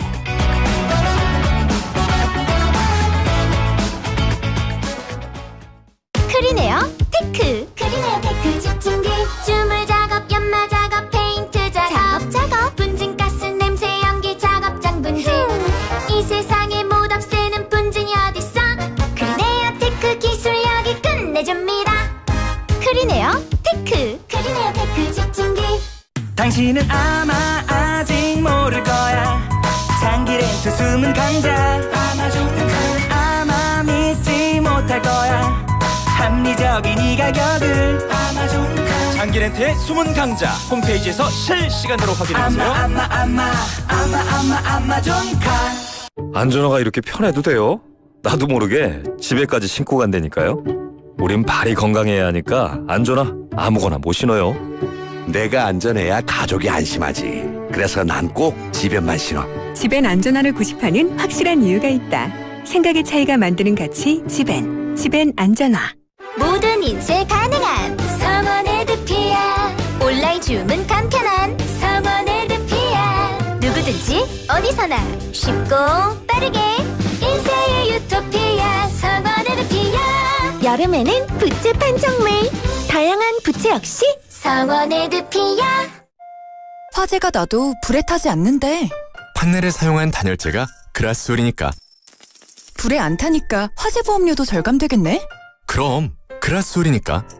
안전하고 경제적이고 인체에 무해하기까지. 건축용 단열재는 그라스올. 샌드위치 판넬도 그라스올 판넬.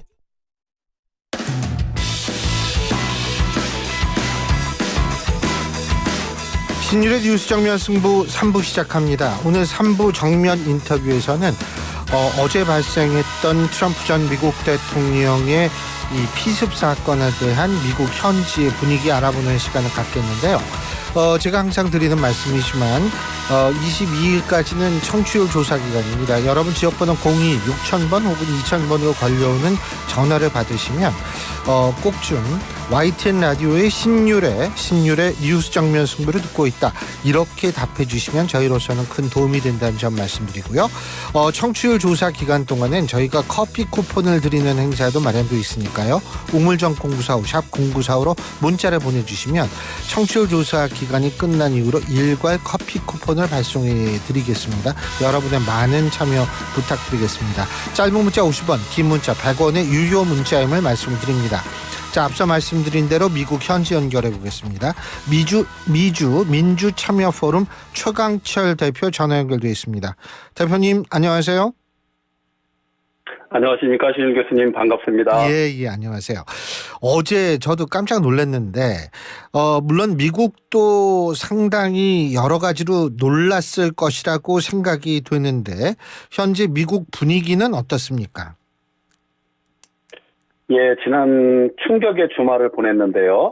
트럼프 전 대통령이 생명에는 지장이 없다는 발표가 나왔고, 대부분 미국인들은 안도하면서도 또한 43년 만에 발생한 그 대통령에 대한 그 시해 사건, 그리고 이 분열된 미국의 사회상을 보고, 레이건 미국 대통령의 피격이 있고 그 이후에 43년이죠, 그죠? 그렇습니다. 레이건 대통령은 생존하셨지만요. 그래서 그런 미국의 미래, 분열된 미국의 미래를 많이 걱정하고 있는 상황이고요. 그런데 어제 오늘 바이든 대통령과 또 트럼프 전 대통령 부인 멜라니아 여사를 포함해서 민주당, 공화당 주요 인사들이 미국의 통합과 정치적인 쿨다운을 호소하고 나선 상황입니다.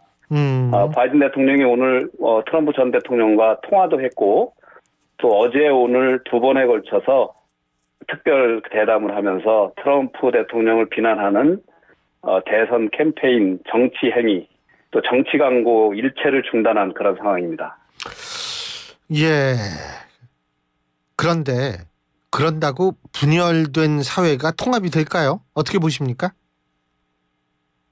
그렇습니다. 쉽지 않을 듯 합니다. 지금 점차적으로 사실 사건이 일어난 바로 직후에 그 공화당 오하이오주 상원의원께서 이 사건의 책임은 그동안 트럼프 대통령을 악의 축이다, 그 독재적인 파시스트라고 비난해온 민주당에 있다라는 비난을 했고, 또 오늘 조지아주의 마이크 콜린스라는 하원의원 같은 경우는 바이든 대통령에 대한 기소까지 주장을 했습니다. 뭐까지요? 물론 전체적인 기소. 지금 이 사건의 그러니까 그 경호에 대한 그 책임, 그리고 더 나아가서는 뭐 바이든 행정부가 임발부되지 않았나라는 그런 음모설까지 퍼지는 가운데 처음에 쿨다운했던 그런 분위기가 좀 점차적으로 상대방에 대한 비난과 분노로 이렇게 확산되는 그런 움직임도 보이고 있습니다. 우리나라도 뭔 일만 생기면 그놈의 음모론 하는 사람들이 있어요. 예? 근데 미국도 못지않군요. 근데 어쨌든 지금 트럼프 대통령은 좀 많이 회복이 된 것 같아요. 예, 트럼프 대통령은 그러니까 토요일 저녁 여기 6시 이제 3분에 연설을 시작해서 사건이 6시 11분쯤에 이게 발생했는데요. 예. 3분쯤에 걸친 안전조치와 또 병원으로 이송한 이후에 그 과정에서 손을 흔들고 주먹을 흔들면서 본인의 의연함을 좀 과시를 했었고요. 또 병원에 가서 큰 부상은 없이 퇴원해서 뉴저지에 있는 트럼프 개인 골프장에서 하루를 묵고 오늘 당초 내일부터 예정돼 있는 이 공화당 그 전당대회 참석차 미러키로 상해서 지금 도착한 거로 알고 있습니다. 예.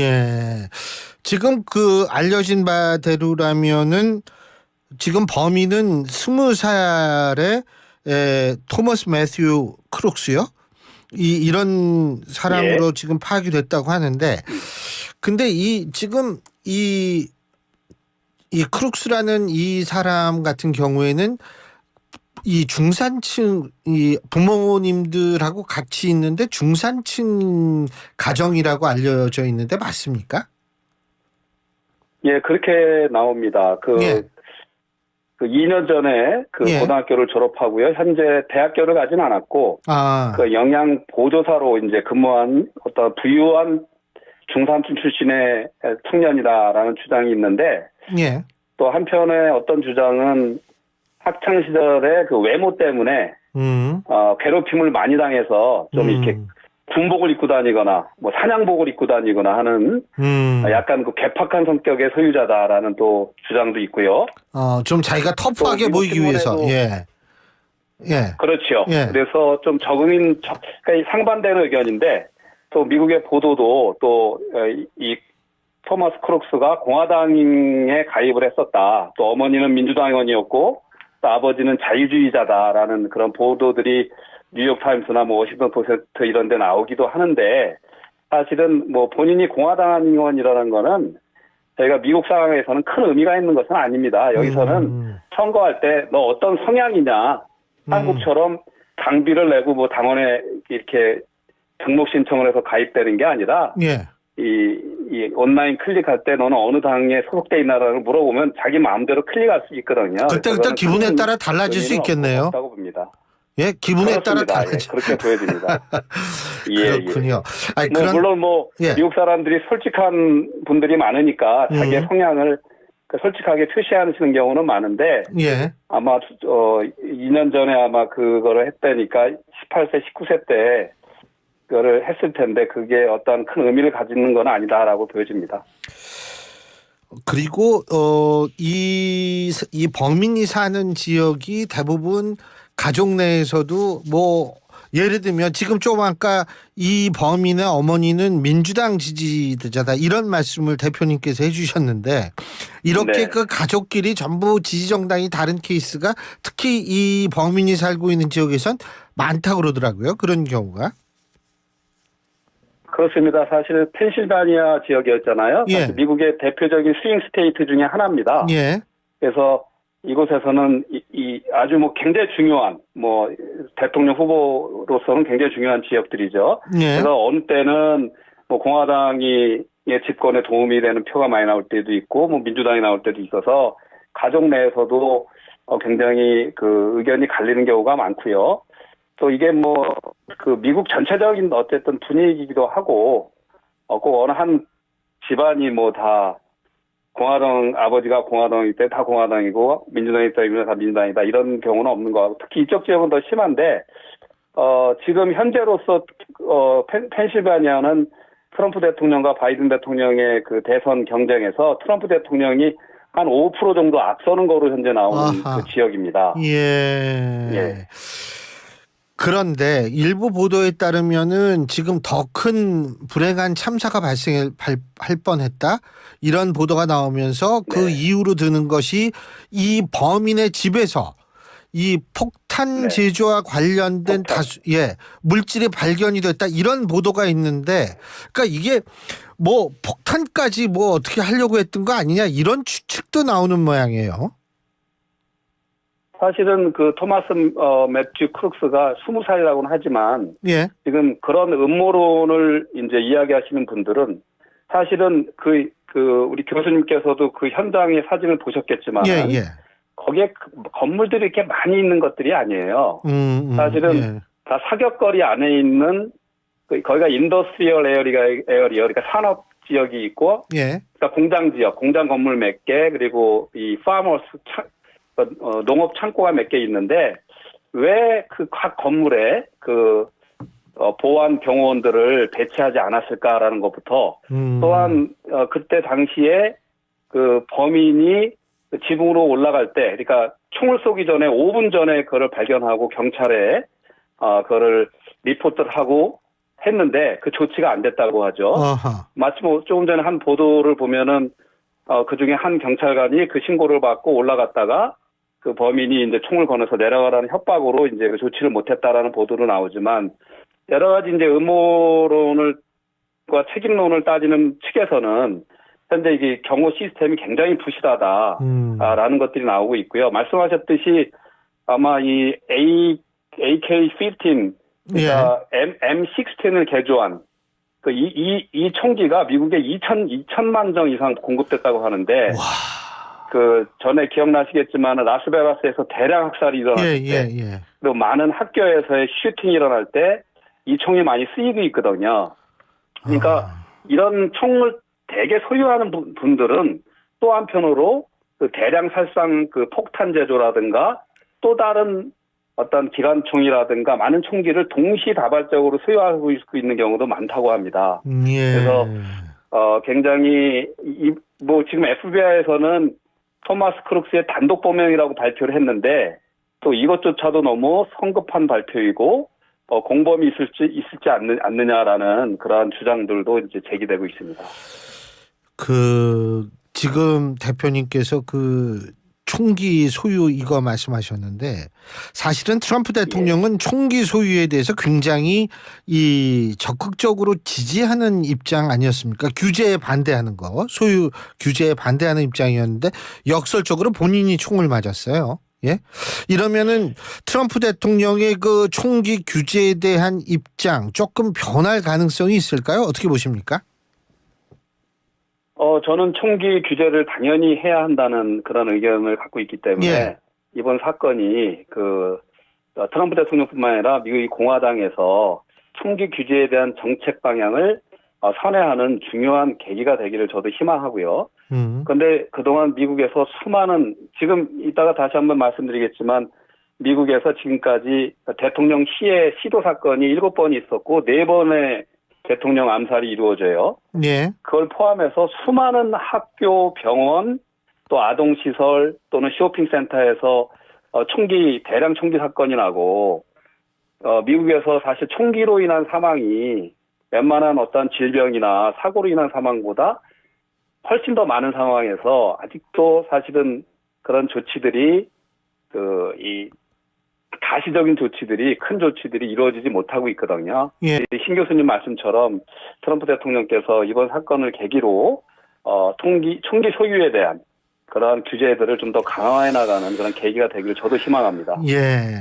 그런데 제가 어제 이제 그 사진들을 이제 쫙 보고 동영상도 보고 이걸 보면서 느낀 건데 이 트럼프 전 대통령이 막 피 흘리면서 파이트 하면서 이 주먹을 쥐고서 말이에요. 막 그러는 것을 봤을 때 그리고 아주 기가 막힌 그 장면을 포착한 사진이 있지 않습니까? 뉴욕 타임스 기자가 찍었다 하죠. 바로 그런 사진 이렇게 보면서 전 솔직히 제 생각입니다. 이거는 The game is over. 완전히 이건 게임 끝났다고 생각을 했거든요.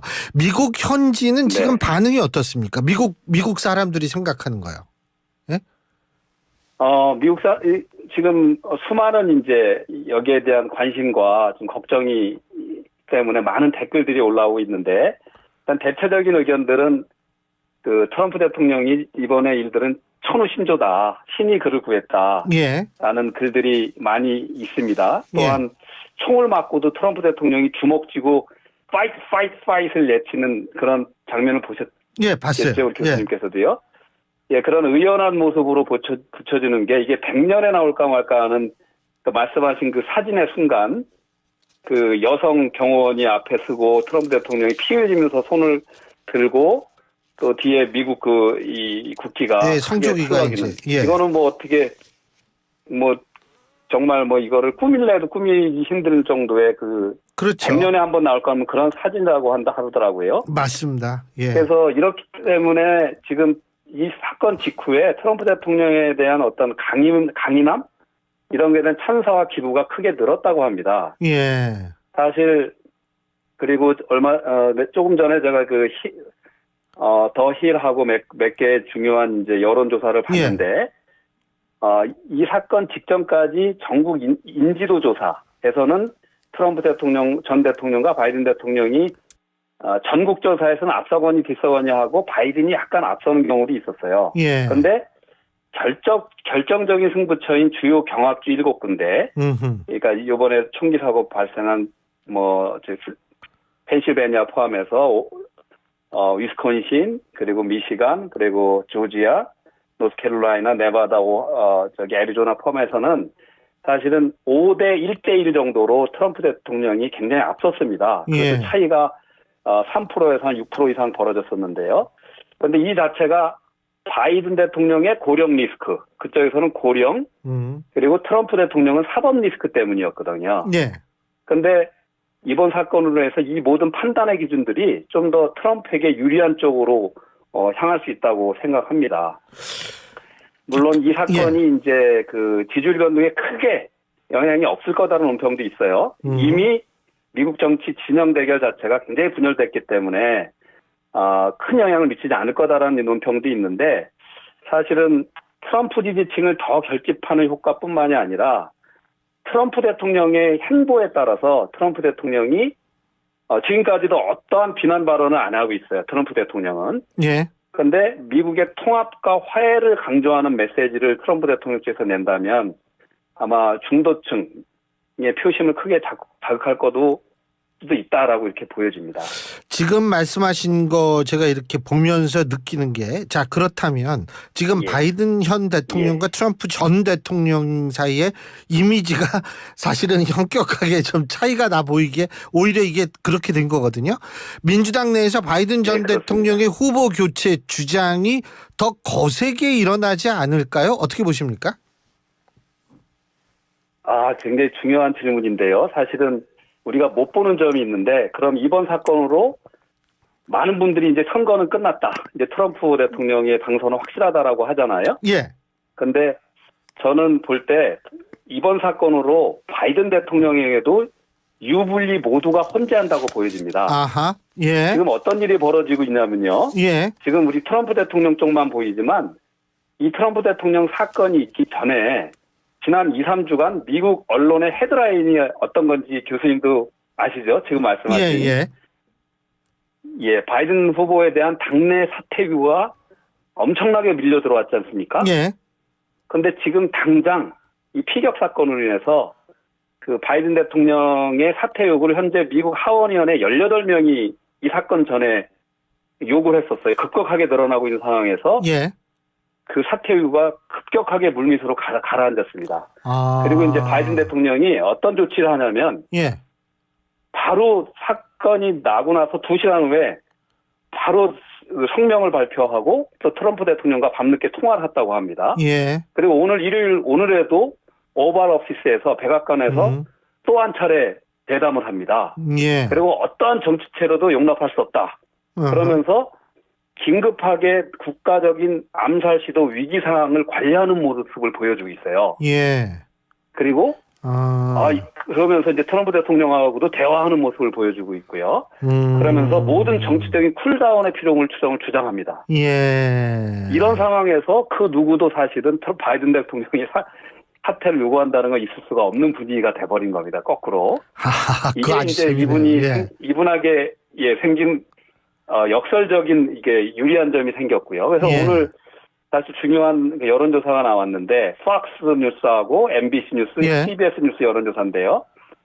지난 2월 27일 토론 실패에도 불구하고 지금 트럼프 대통령하고 전국조사, 스윙 스테이트 말고요, 전국조사에서는 1% 내지 2%뿐이 뒤지지 않는 것으로 나옵니다.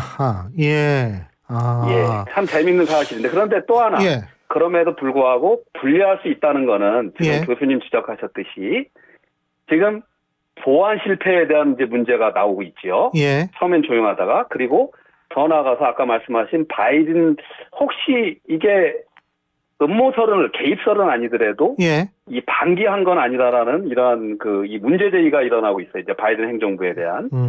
그리고 현재 민주당 내에서 바이든 후보 사태 움직임이라는 것은 이게 갑자기 좋아진 사태가 아니라 예. 사실 바이든 후보의 고령에 따른 인지능력 저하거든요. 그리고 예. 강인하지 못하다는 예. 그 이미지 그렇죠. 예. 저하의 문제이기 때문에 예. 요번에 오히려 테러 현장에서 보여준 트럼프 대통령의 어떤 의연함과 강인한 모습이 반대적으로 더 바이든 대통령에게 유약하다는 모습을 더 비교적으로 비춰주면서 부정적 이슈가 쓰여질 수도 있다고 보여집니다. 알겠습니다. 양날의 칼이 되고 있다. 예, 알겠습니다. 오늘 아주 도움이 많이 됐습니다. 오늘 말씀 잘 들었습니다. 고맙습니다. 예, 교수님 감사합니다. 예, 지금까지 민주 참여 포럼의 최강철 대표였고요. 약간 미국과의 통화 때문에 시차가 좀 발생했다는 점 우리 청취자 여러분들의 양해 부탁드리겠습니다. 신율의 뉴스 정면 승부 3부 순서 여기서 줄입니다. 잠시 뒤 4부에서 뵙겠습니다.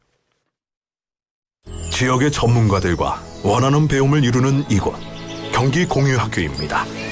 남은을 보았던 진솔이는 인공암벽을 등반하고 있습니다. 화내기 대장 동준이는 차분히 한국화를 그리고 있네요. 저 멀리 영화를 찍고 있는 건 유튜브만 보던 은서입니다. 현진이는 영어에 약하지만 영어로 코딩을 짜고 있네요. 잘 못해도 즐거워서 끙끙대며 집중하는 아이들의 눈빛은 살아있습니다. 아이들은 경기 공유학교에서 부모의 생각보다 크게 자랍니다. 오늘도 스스로 길을 찾아갑니다. 자율균형 미래 경기도 교육청. 그때도 지금도 내일도 Still Love 대한민국. 안녕하십니까. 고입제전의회 회장 황규승입니다. 고엽제를 아십니까? 월남전 당시 미군은 베트콩 게릴라전에 대응하기 위해 고엽제라는 제철제를 살포했습니다.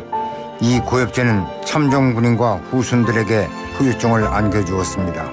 반세기 전 월남에 파병된 대한의 젊은이 32만 명 중 고엽제 질병 환자가 된 사람은 13만 5천여 명. 참전 전우들이 이 같은 희생이 오늘날 대한민국 발전의 초석이 되었다는 자부심으로 살아가고 있습니다. 우리는 그때도 지금도 내일도 우리나라 대한민국을 사랑합니다. Still Love 대한민국. 이 캠페인은 국가보훈부와 함께합니다. 김 사장님, 청년 일자리 도약 장려금 신청하셨어요? 청년 일자리 도약 장려금이요? 중소기업이 취업이 어려운 청년을 채용하면 1,200만 원까지 지원하는 청년 일자리 도약 장려금. 아직 신청 안 하셨어요? 어떤 청년을 채용하면 되나요? 대학교나 고등학교를 졸업한 청년이나 실업기간이 4개월 이상인 청년이요. 어떻게 신청하면 되죠? 고용24 홈페이지요. 빨리 신청하세요. 청년 일자리 도약 장려금 바로 신청해야겠어요. 중소기업에게 최대 1,200만 원 청년 일자리 도약 장려금. 고용노동부가 함께합니다.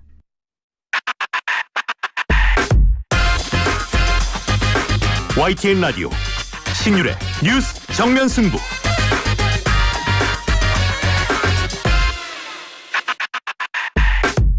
나 환승할래. 진짜? 너 진심이야? 나 말고 누구한테 갈 건데? 삼성증권 연금으로. 지금 삼성증권 연금으로 환승하면 특별한 혜택이 당신을 환영. 당신의 연금 오늘 삼성증권에서. 자세한 내용은 홈페이지 참고. 원금 손실 발생 가능 및 투자자 귀속. 가입 전 상품 설명서 및 약관 필독. 나에게 꼭 맞는 생유산균 락토핏. 아기에게 락토핏. 아이들도 락토핏. 우리 가족 락토핏. 맞춤형 생유산균. 종근당 건강기능식품입니다. 요즘 사람 구하기 너무 힘드네. 하이어더해. 피자 나왔습니다. 사장님, 저희 파스타 시켰는데요. 하이어더해. 주문에 서빙 계산까지 정신없네. 하이어더해. 테이블에서 주문과 결제를 한 번에. KT니까 믿을 수 있으니까 KT 하이오더. 가입 문의 100번. 건강한 나의 내일 행복한 나의 내일 빛나는 나의 내일 나의 내일 건강한 내일을 여는 글로벌 헬스케어 기업 휴원스.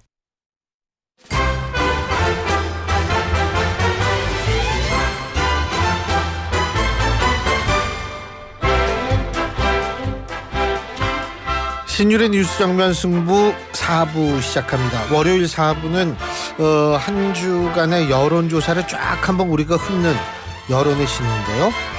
여론의 오리지널 진짜 신인 김봉신 메타보이스의 부대표 나와 계십니다. 어서 오십시오. 안녕하십니까, 김봉신입니다. 예, 이 신을 너무 좀 사이비 종교 같긴 한데 신율의 신 아닙니까? 그런 거 아니에요. 저는 원래 이 종교하고 별로 상관을 안 하는 사람입니다. 자, 오늘은 이 한국갤럽 조사부터 한번 볼까요? 예, 한국갤럽이 9일부터 11일까지 전국 18세 이상 유권자 1000명을 대상으로 조사를 했고요. 전화 조사원 인터뷰 방식의 여론조사입니다. 자세한 내용은 중앙선거 여론조사심의위원회 홈페이지 참조하시면 되는데, 자, 여기서부터 뭐부터 들여다볼까요? 이건 많던데 이거. 예, 여러 가지 많죠. 일단 정당 지지도에서는 국민의힘이 이 6월 4주에 31, 7월 1주에 33, 이번에 이제 7월 2주에 35해서 2%포인트씩 올려가지고 지금 35고요. 더불어민주당은 29였다가 30으로 또 1%포인트 올렸습니다. 다 이제 오차범위 내에서 움직이고 있고 두 정당도 오차범위 이내의 격차 5%포인트 격차로 지금 대등하게 나왔습니다. 국민의힘은 아마 한 주, 두 주 더 오를 것 같아요. 왜냐하면 컨벤션 전대 컨벤션이 이제 나타날 겁니다. 그래서 이게 어느 수준까지 오를 수 있느냐 요거를 한번 봐야 될 텐데 총선 직전이 37이었으니까 그 수준 정도 회복하지 않을까 하는 정도고요. 조국 혁신당이 1%포인트 하락해서 8%가 됐는데요. 이게 그러니까 총선 때 총선 직후 14에서 지금 8까지 이제 빠진 거죠. 그래서 딱 오차범위만큼 빠졌습니다. 정고점 14에서 지금 8입니다. 근데 그때의 바람이 결국 없어진 거죠. 그죠? 예, 많이 이제 잦아들었고요. 그렇게 따지면 조국 혁신당 같은 경우에는 조금 언론에 보여지는 모습 뭐 이런 게 좀 눈에 띄지 않아서 그랬을까요? 지금은 이제 한 자릿수로 고착될 위기에 처해 있다 이렇게 봐야 될 것 같고요. 보시게 될 것 같으면 더불어민주당 같은 경우에는 총선 직전 직후하고 큰 차이는 없는데 결국 이제 국민의힘이 많이 이제 하락했고요. 하락했다가 지금은 이제 전대를 중심으로 회복하는 과정이다 이렇게 보시면 될 것 같습니다. 근데 이 대통령 지지율하고 이 한국갤럽 25%가 26 나왔죠. 25 나왔습니다. 25 나왔죠. 25 나오고 저기 국민의힘은 35 나왔잖아요. 예, 10%포인트 오차범위 밖에서 지금 국민의힘이 대통령 지지율보다 높은 건데 일단은 이렇게 되면 뭐 어떻게 표현해야 될지 모르지만 첫째, 민주당이 대통령 지지율이 이런 저조한 걸 좀 이 반사이익을 받아먹어야 될 텐데 그것도 안 되는 것 같아요. 민주당 같은 경우는 그렇지만 이 정도가 야당으로서는 상당한 겁니다. 과거에 보면은 언제입니까? 박근혜 전 대통령 시절에는 야당으로서 민주당이 그 여당에게 오차범위 이내로 근접하는데 막 3년 4년 걸립니다. 그런데 이번 정부에서는 한 6개월 만에 오차범위 내로 이제 붙었거든요. 그렇게 따지면은 민주당이 지금 지지도가 그렇게 야당으로서는 낮다고 볼 수는 없는데요. 방금 말씀하신 것처럼 여당이라든지 대통령 긍정률로 따지면은 사실 이게 더 올라가도 이상하지 않을 건데라는 게 있죠. 그렇게 따지면은 뭐가 있냐면 2022년인가요? 그때 민주연구원이 이제 압수수색을 당하게 되는데 김용 부원장 때문에 그때 한 5%포인트 조정이 되면서 꾸준히 그 하방 압력을 이제 받고 있다 이렇게 보시면 될 것 같고요. 그때부터 지금까지요? 예, 하방 압력이 좀 있어서 40%는 못 넘기고 있다라는 거죠, 민주당이. 그거는 한 가지 체크 포인트고요. 그다음은 방금 말씀하셨듯이 대통령 긍정률이 이제 25%로 눌려 있는 상황에서 국민의힘은 35까지 이제 올라서 10%포인트 격차인데 이렇게 따지면은 지금 대통령 긍정률과 국민의힘의 지지도는 상당히 이제 탈동조화돼서 디커플링 되어 있다. 전혀 무관하게 갈 수도 있다. 그 얘기는 국민의힘의 전당대회로 인한 이 컨벤션 효과가 대통령 지지도 대통령 긍정률이죠. 이거를 끌어올리는 상방압력으로 작용하기 어려울 수도 있다. 아니 근데 어떻게 무관하다면 대통령하고 상관없이 그냥 국민의힘은 국민의힘 갈 길 간다 이 말씀이세요? 그렇게도 볼 수가 있을 것 같습니다. 과거에 그런 경우가 있었나요? 있었죠. 과거에 이제 이명박 정부 시절에도 당시의 대선 후보는 이제 박근혜 당시에 비대위원장이었을 겁니다. 그때 총선을 치르고 이러는 과정에서 사실은 대통령 긍정률하고 많이 또 다르게 움직였었습니다. 그러면서 이제 그 다음 대선에서는 박근혜 당시 비대위원장 나중에 대표가 됐나요? 하여튼간에 또 이기게 됐었죠.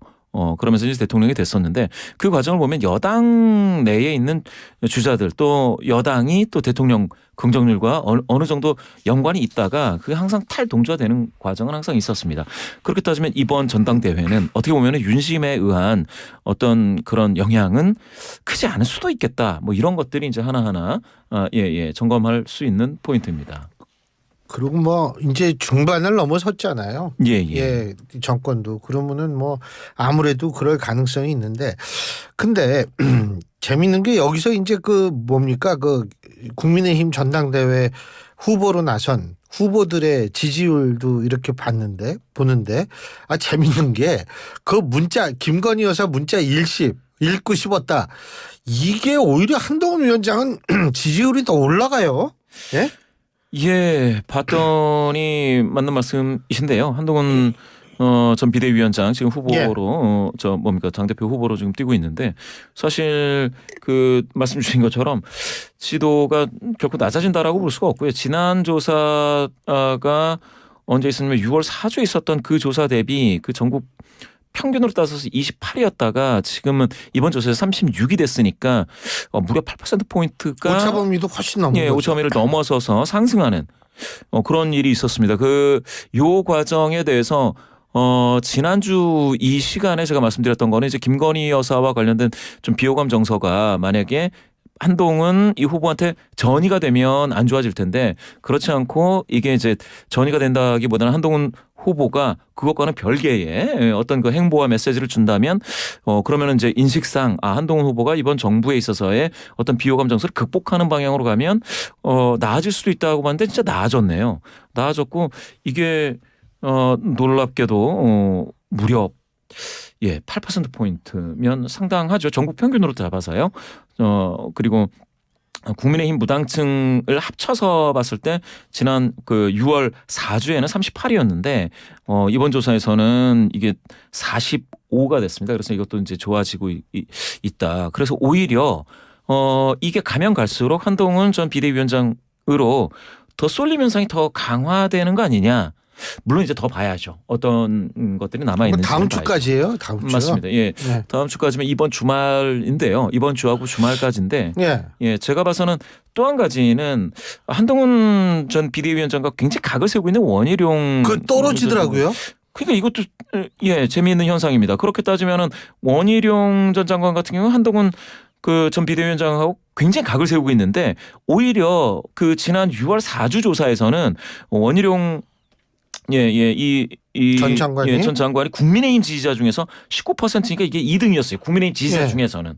그런데 이번에 보니까 3등이죠. 그렇지가 않고 나경원 의원 이분이 이제 18%로 국민의힘 지지자 중에서는 2위입니다. 그러니까 2, 3위가 바뀐 거예요. 이걸 보면서 저는 이러면은 원희룡 전 장관은 지금까지 캠페인에서는 지지자 분들께 이게 이제 깊이 있는 인상을 주지 못하고 있다. 임팩트 있는 인상을 주고 있지 못한다라는 걸로 따지면은 오히려 나경원 의원 이분이 좀 더 2등으로서 또 기회가 더 있는 거 아니냐 이렇게 보일 수도 있겠습니다. 그런데 제가 궁금한 게 지금 여론조사 상에서 나타난 각 후보의 지지율로 분석을 해볼 때 나경원, 원희룡 두 사람의 단일화 가능성을 어떻게 보세요? 글쎄요. 단일화는 잘 안 하죠. 왜냐하면은 이게 이제 결선이 있으니까. 결선이 있는 경우에는 단일화를 안 하는 게 유리해서 잠깐만요. 그러면은 그건 결선으로 갈 확률이 높다라고 생각한다는 거 아니에요? 근데 그렇죠. 결선으로 갈 확률이 높지 않다라고 생각하면 단일화해야 되는 거 아니에요? 그것도 아니죠. 그것도 아니에요? 예, 그것도 아니죠. 결국은 단일화로 간다면 단일화를 해서 얻는 베니핏이 있어야 된다는 건데 그러면 단일화했을 때 내가 안 되더라도 나랑 단일화하는 후보가 당선이 돼야 된다라는 걸 전제하지 않습니까? 그런데 지금 같은 경우에는 지금은 이런 말씀드리면 나머지 한동훈 전 비대위원장을 제외한 나머지 세 분께는 죄송한 말씀이지만 다 합쳐도 지금 안 되기 때문에 단일화와 관련된 어떤 그런 베네핏이 없고 오히려 이거를 끝까지 갔을 때에 이름을 남길 수 있기 때문에 그 다음번을 기대할 수 있는 그런 게 있지 않겠습니까? 그러니까 이제 완주를 하게 되는데 이렇게 되면 애매하죠. 단일화를 했을 때 단일화 컨벤션이 있으면 그 힘으로 결선을 갈 수 있고요. 그런데 지금 제가 봤을 때는 단일화 컨벤션이 과연 있을지에 대한 정량적인 어떤 그런 증거는 나타나고 있지 않습니다. 근데 그 일각에서 일각 후보 일부는 뭐라고 얘기를 하냐면 우리가 지금 얘기하는 한국갤럽 이 조사에서는 당원이 20명밖에 포함이 안 됐다. 이런 주장을 하거든요. 당원.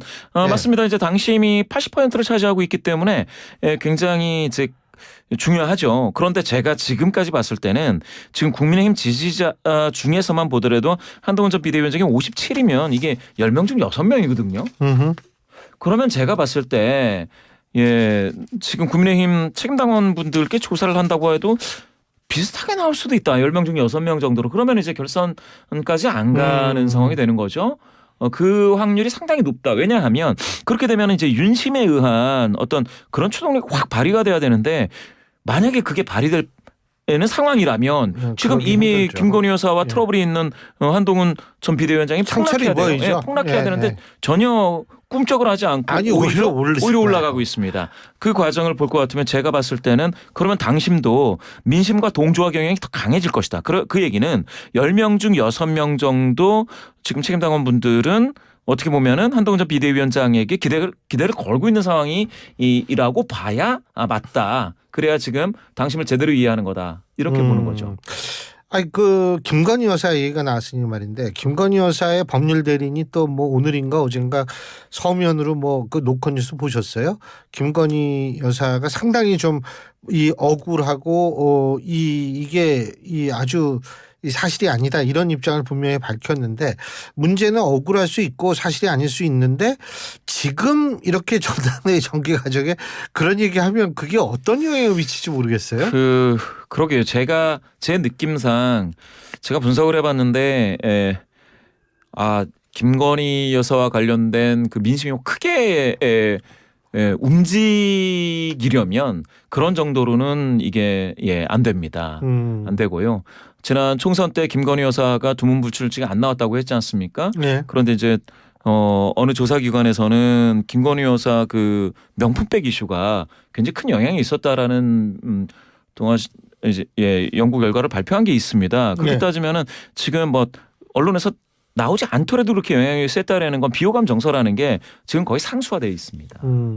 이게 변수가 아닌 거예요. 그래서 지금 만약에 김건희 여사 쪽에서 만약에 그렇게 보수 성향의 국민분들께 다시 한번 하소연을 하고 싶다고 한다면 굉장히 큰 뭔가가 있어야 돼요. 지금 정도 그런 정도 법률 대리인이 나서서 이야기한다고 해서 지금 국민의힘 대표를 뽑는 이 전대에 영향을 미칠 정도는 지금 되지 못하고 있는 것 같습니다.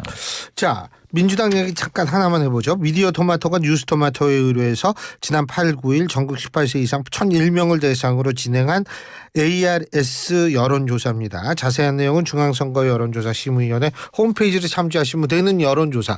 이거 보면은 민주당 김두관 전 의원 선방해요. 여기에서는 이재명 민주당 차기 당대표 적합도에서 이제 전체 평균에서 이재명 전 대표가 44.9, 김두관 전 의원 37.8인데요. 그렇게 따지면 굉장히 선방을 하고 있는데 근데 여기서도 비슷한 현상입니다. 더불어민주당 지지자 중에서는 이재명 전 대표가 87, 그리고 김두관 전 의원이 9.9라서 일방적이에요. 거의 90대 10인데 이렇게 따지면은 더불어민주당을 지지하시는 분들 중에서는 이재명 전 대표에 대한 어떤 그런 기대치가 거의 10명 중 9명까지 이제 올라가고 있다 이렇게 보셔야 될 것 같고요. 예. 그런데 이제 중도 성향자 중에서는 그래도 김두관 전 의원 34.5 나왔습니다. 물론 이제 이재명 전 대표의 47.3인데요. 이렇게 따지면은 중도 성향이신 분들 중에서는 김두관 전 의원에게 기대를 거시는 분들도 상당하다라고 볼 수가 있죠. 그렇게 되면 이거는 뭐냐, 민주당이나 국민의힘이나 지지하신 분과 뭐 중도라든지 아니면 무당층 이런 분들이 좀 많이 생각이 다르다라는 거거든요. 이렇게 따지면은 조금 더 두 정당 공히 지금은 중도나 이런 데 더 신경을 써야 될 판은 맞죠. 전대를 앞두고 그렇게 하기는 어렵겠지만 전대가 끝난다면 뭐 찬바람 살살 불면 이제 중도 유권자 앞에 무릎 딱 꿇어야죠. 두 정당 알겠습니다. 모두. 예, 오늘 말씀 여기까지 듣겠습니다. 고맙습니다. 감사합니다. 예, 지금까지 메타보이스의 김봉신 부대표였습니다. 대한민국 대표 트렌치 코리아 트렌치. 식품, 주방, 욕실, 조경, 토목, 건축 트렌치. 전 세계 유명 트렌치를 한눈에 설계에서 시공까지 기술력으로 인정받는 대한민국 트렌치 코리아 트렌치. 코리아 트렌치. 코리아 트렌치. 여기는 성공을 인쇄하는 비즈하우스입니다. 광고 예산도 디자이너도 없으시다고요? 지금 비즈하우스를 만나보세요. 명함, 현수막, 판촉물도 오케이. 매출 올라가나요? 비즈하우스로 성공입니다. 역시 비즈하우스가 홍보에 있으니 내 일의 힘. 비즈하우스. 오늘을 기록하는 소리, 내일을 준비하는 소리, 그리고 인생을 돌아보는 소리. 모두의 성장을 고민하는 브랜드 오럼, 오래도록 가치 있는 평생 소장품을 만듭니다. 당신의 이야기가 완성되는 곳. 합성 목재 예스팀바, 산책로, 야외 데크, 울타리, 사이딩, 전원주택 인테리어까지 다양한 형태로 활용이 가능한 친환경 합성 목재 예스팀바. 우수한 품질의 정부 조달 우수 제품, 나무 느낌 그대로. 합성 목재 예스팀바. 경동산업 주식회사. 사무집기 렌탈 답이 없네. 사무가구 렌탈의 답은 중앙솔루션. 정보기기 렌탈의 답은 중앙솔루션. 사지 말고 렌탈의 답은 중앙솔루션. 렌탈 고민 해결의 답은 중앙솔루션. 사무집기 렌탈할 땐 답은 중앙솔루션.